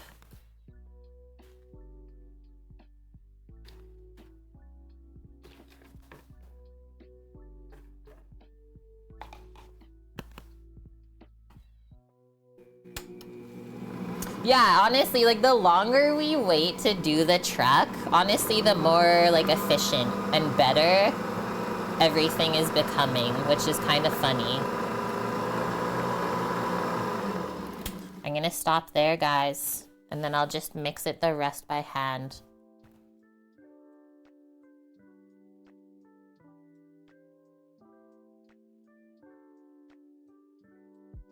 What the heck? Guys, I didn't even know that he was doing reading and stuff. Nick Molesky's currently selling solar. That's good to know, Mom. Thanks for telling us that. It's always good to know someone that's selling solar. Hopefully good quality of it, because I know some people that sell solar, it's like really cheap panels just from China.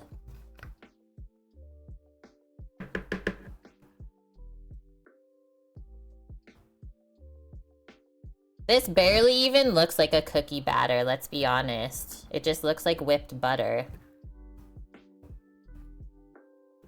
And that's why it's so important that you chill shortbread before you bake it. If you went to bake this right now, I think you would just get melted butter and then all of the other ingredients would kind of cook on the sheet pan.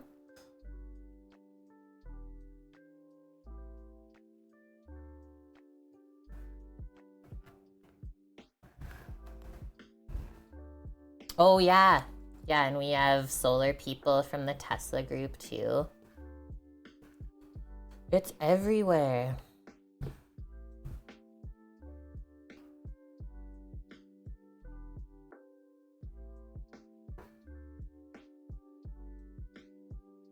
Out of all of the years that we could have built the truck in the winter, this would have been the year.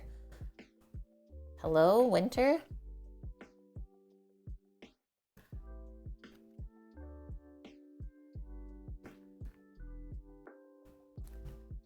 Sambo had a day.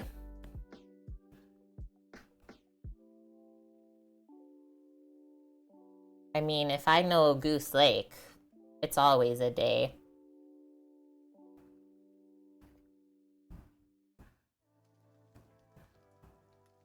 This batter is so soft, or the dough, it's really hard to clean everything off. But you guys know I like to be really thorough.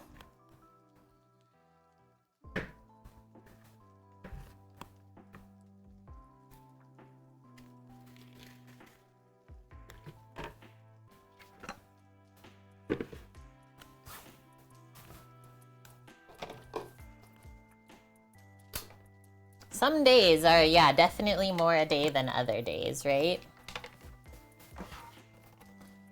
You also have a calamondin tree? Does that produce fruit, Scooter? Just getting the bottom stuff mixed in here. This wasn't a very big batch of cookies, but like we said, they're so rich that you just make them into little bite-sized morsels anyways. So we'll pop this into a container as well into the fridge for overnight.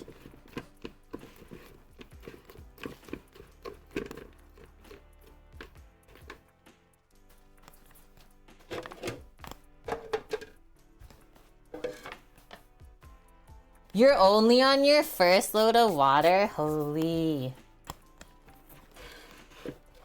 Chat, usually he does like 5 or 6 loads of water every day. Okay, so they cross the mandarin and kumquat. So then you have to grow Meyer lemons then, Scooter, if you already have one hybrid. You gotta get the Meyer lemon tree next. Look at that. That's cookie dough. It looks like ice cream. Looks like we just made vanilla ice cream.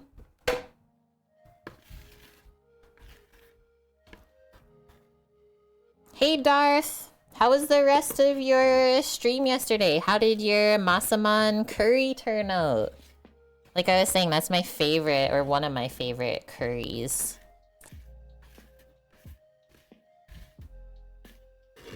The curry was amazing. Nice. Yeah, when I was backpacking in Thailand after culinary school, I didn't actually know a lot about Thai food and stuff. And one of our guides said, okay, if you guys don't like insanely spicy curries, try Masaman curry first because it's the most mild, and then go from there. And so almost kind of like the same how yesterday when I made butter chicken, that was like an intro into Indian food. Masaman curry is such a good intro into Thai curries as well. That was so cool that you made that yesterday. It really looks like frosting bonk. I mean, because there's no egg in it, you can just eat it like this. It's just like a little starchy from the flour though. I know I would always lick the beaters, it's true. Yeah, leftovers from curry are almost better, right? The second day. I'm glad it turned out. That's awesome. And thanks for coming by today. I'm actually just wrapping up. Masaman red and yellow. So you don't like green curry then, Bonk? So we did our shortbread just now. We made our chocolate crinkle cookie dough before this. So those are gonna chill overnight.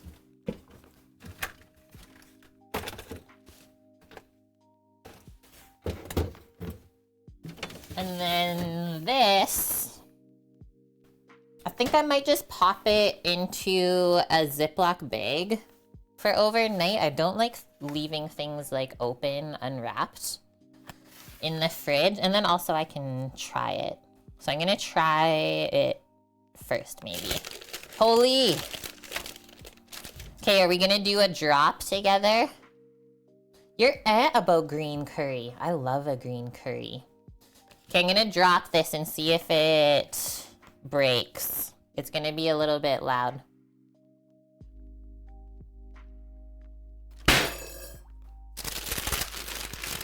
It worked. That was really loud. Now I have the downstairs neighbors concerned. But look. You get little pieces like that. So I'll just take that piece for myself. We can break it up a bit more. Nice. Okay, this seems like a good bite. I have like a cinnamon Chex, a Smartie, Rice Krispies, a marshmallow.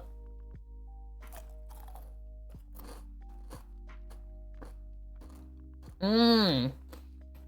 The cinnamon Chex is where it's at. What? That was so good to add.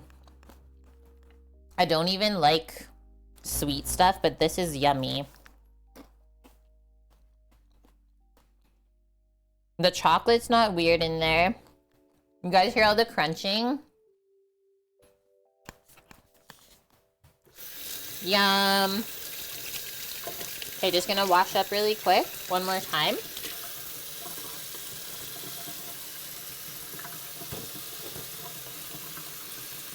Yeah, all this deliciousness, it's called Reindeer Bait or like Christmas crap. So we took Rice Krispies, regular Chex, and cinnamon Chex. We have marshmallows, Smarties, and sprinkles. And then you just melt white chocolate and you pour it over and just mix it all together. And then we're gonna be sending this out to a few of our community members that donated money. Christmas crap. We could call it that too, because when you make it in the summer, it's called unicorn poop.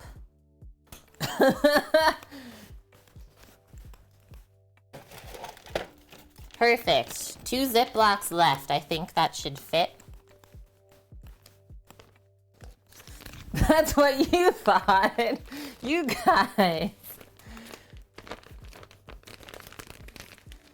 Yeah, so then I was also gonna say, Katniss, like my mom makes something called Christmas crack, which you lay graham crackers on a sheet pan, and then you cover them with marshmallows and what else? Cinnamon, sliced almonds, coconut, and maybe butter or something, and you bake it. Oh my god, it's good.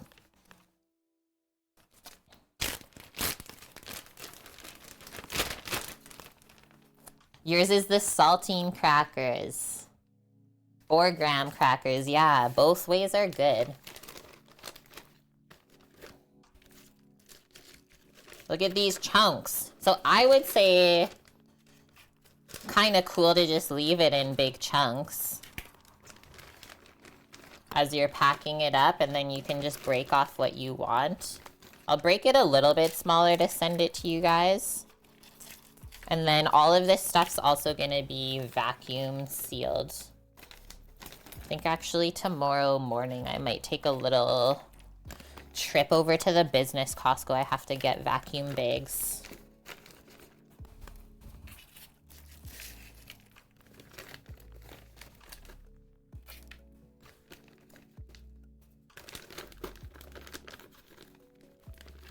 Me too, Mish.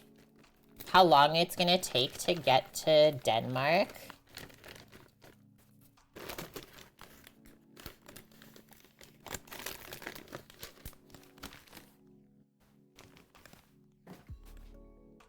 And I don't even like sweet stuff, but something about this is really addicting. And just a few bites is good enough for me. So this is a pretty big batch. Great for sharing.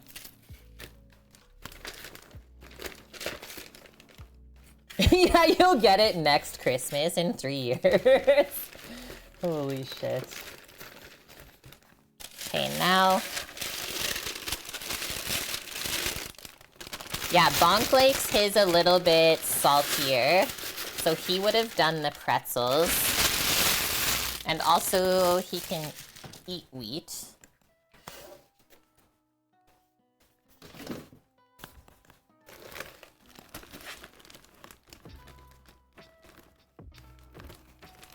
And I would be curious to see someone eat this like an actual cereal.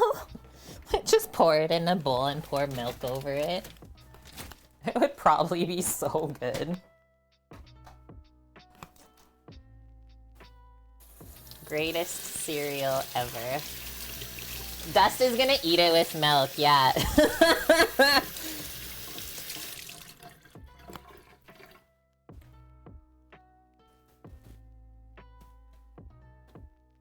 Okay, I made it a perfect mess in here today. We did great.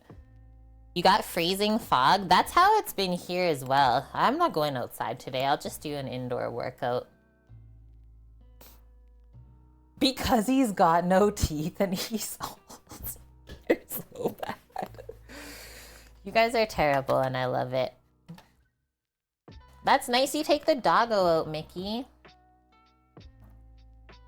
It always makes me so happy. Like, every day I see the same people in the park with their dogs.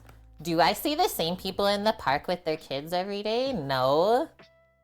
So, like, dogs are actually taken care of better than some humans. It's true, I shouldn't laugh. It just eggs her on even more. Okay, I'm looking for us who we're gonna go raid.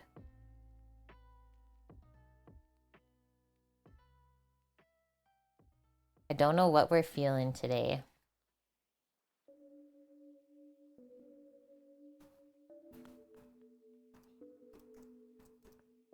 Who's cooking?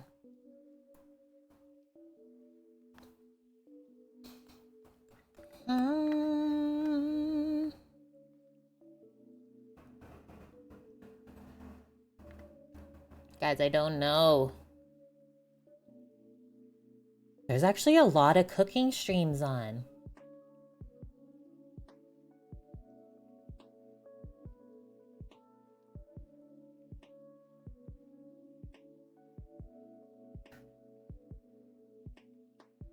Are you actually streaming?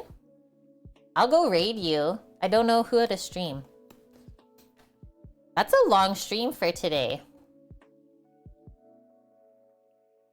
This is fun, Trekker. Nike, you are the pumpkin pie. Someone's just streaming Babish videos on Twitch. Are you serious? Okay, we're gonna go just raid turtles and chill, I think. Because that's how I feel like being the rest of the day. I feel like being a turtle and chilling. Babish is awesome, right? Okay, so tomorrow we'll bake all of the cookies together. And then, like I said, Monday I'll pack everything up. I might get it sent out Monday. We'll see what time. I usually like to get there before noon. Otherwise, the box will just sit at the post office for the whole day. So it might get sent Tuesday. I'll just message you guys when it is, though. Okay.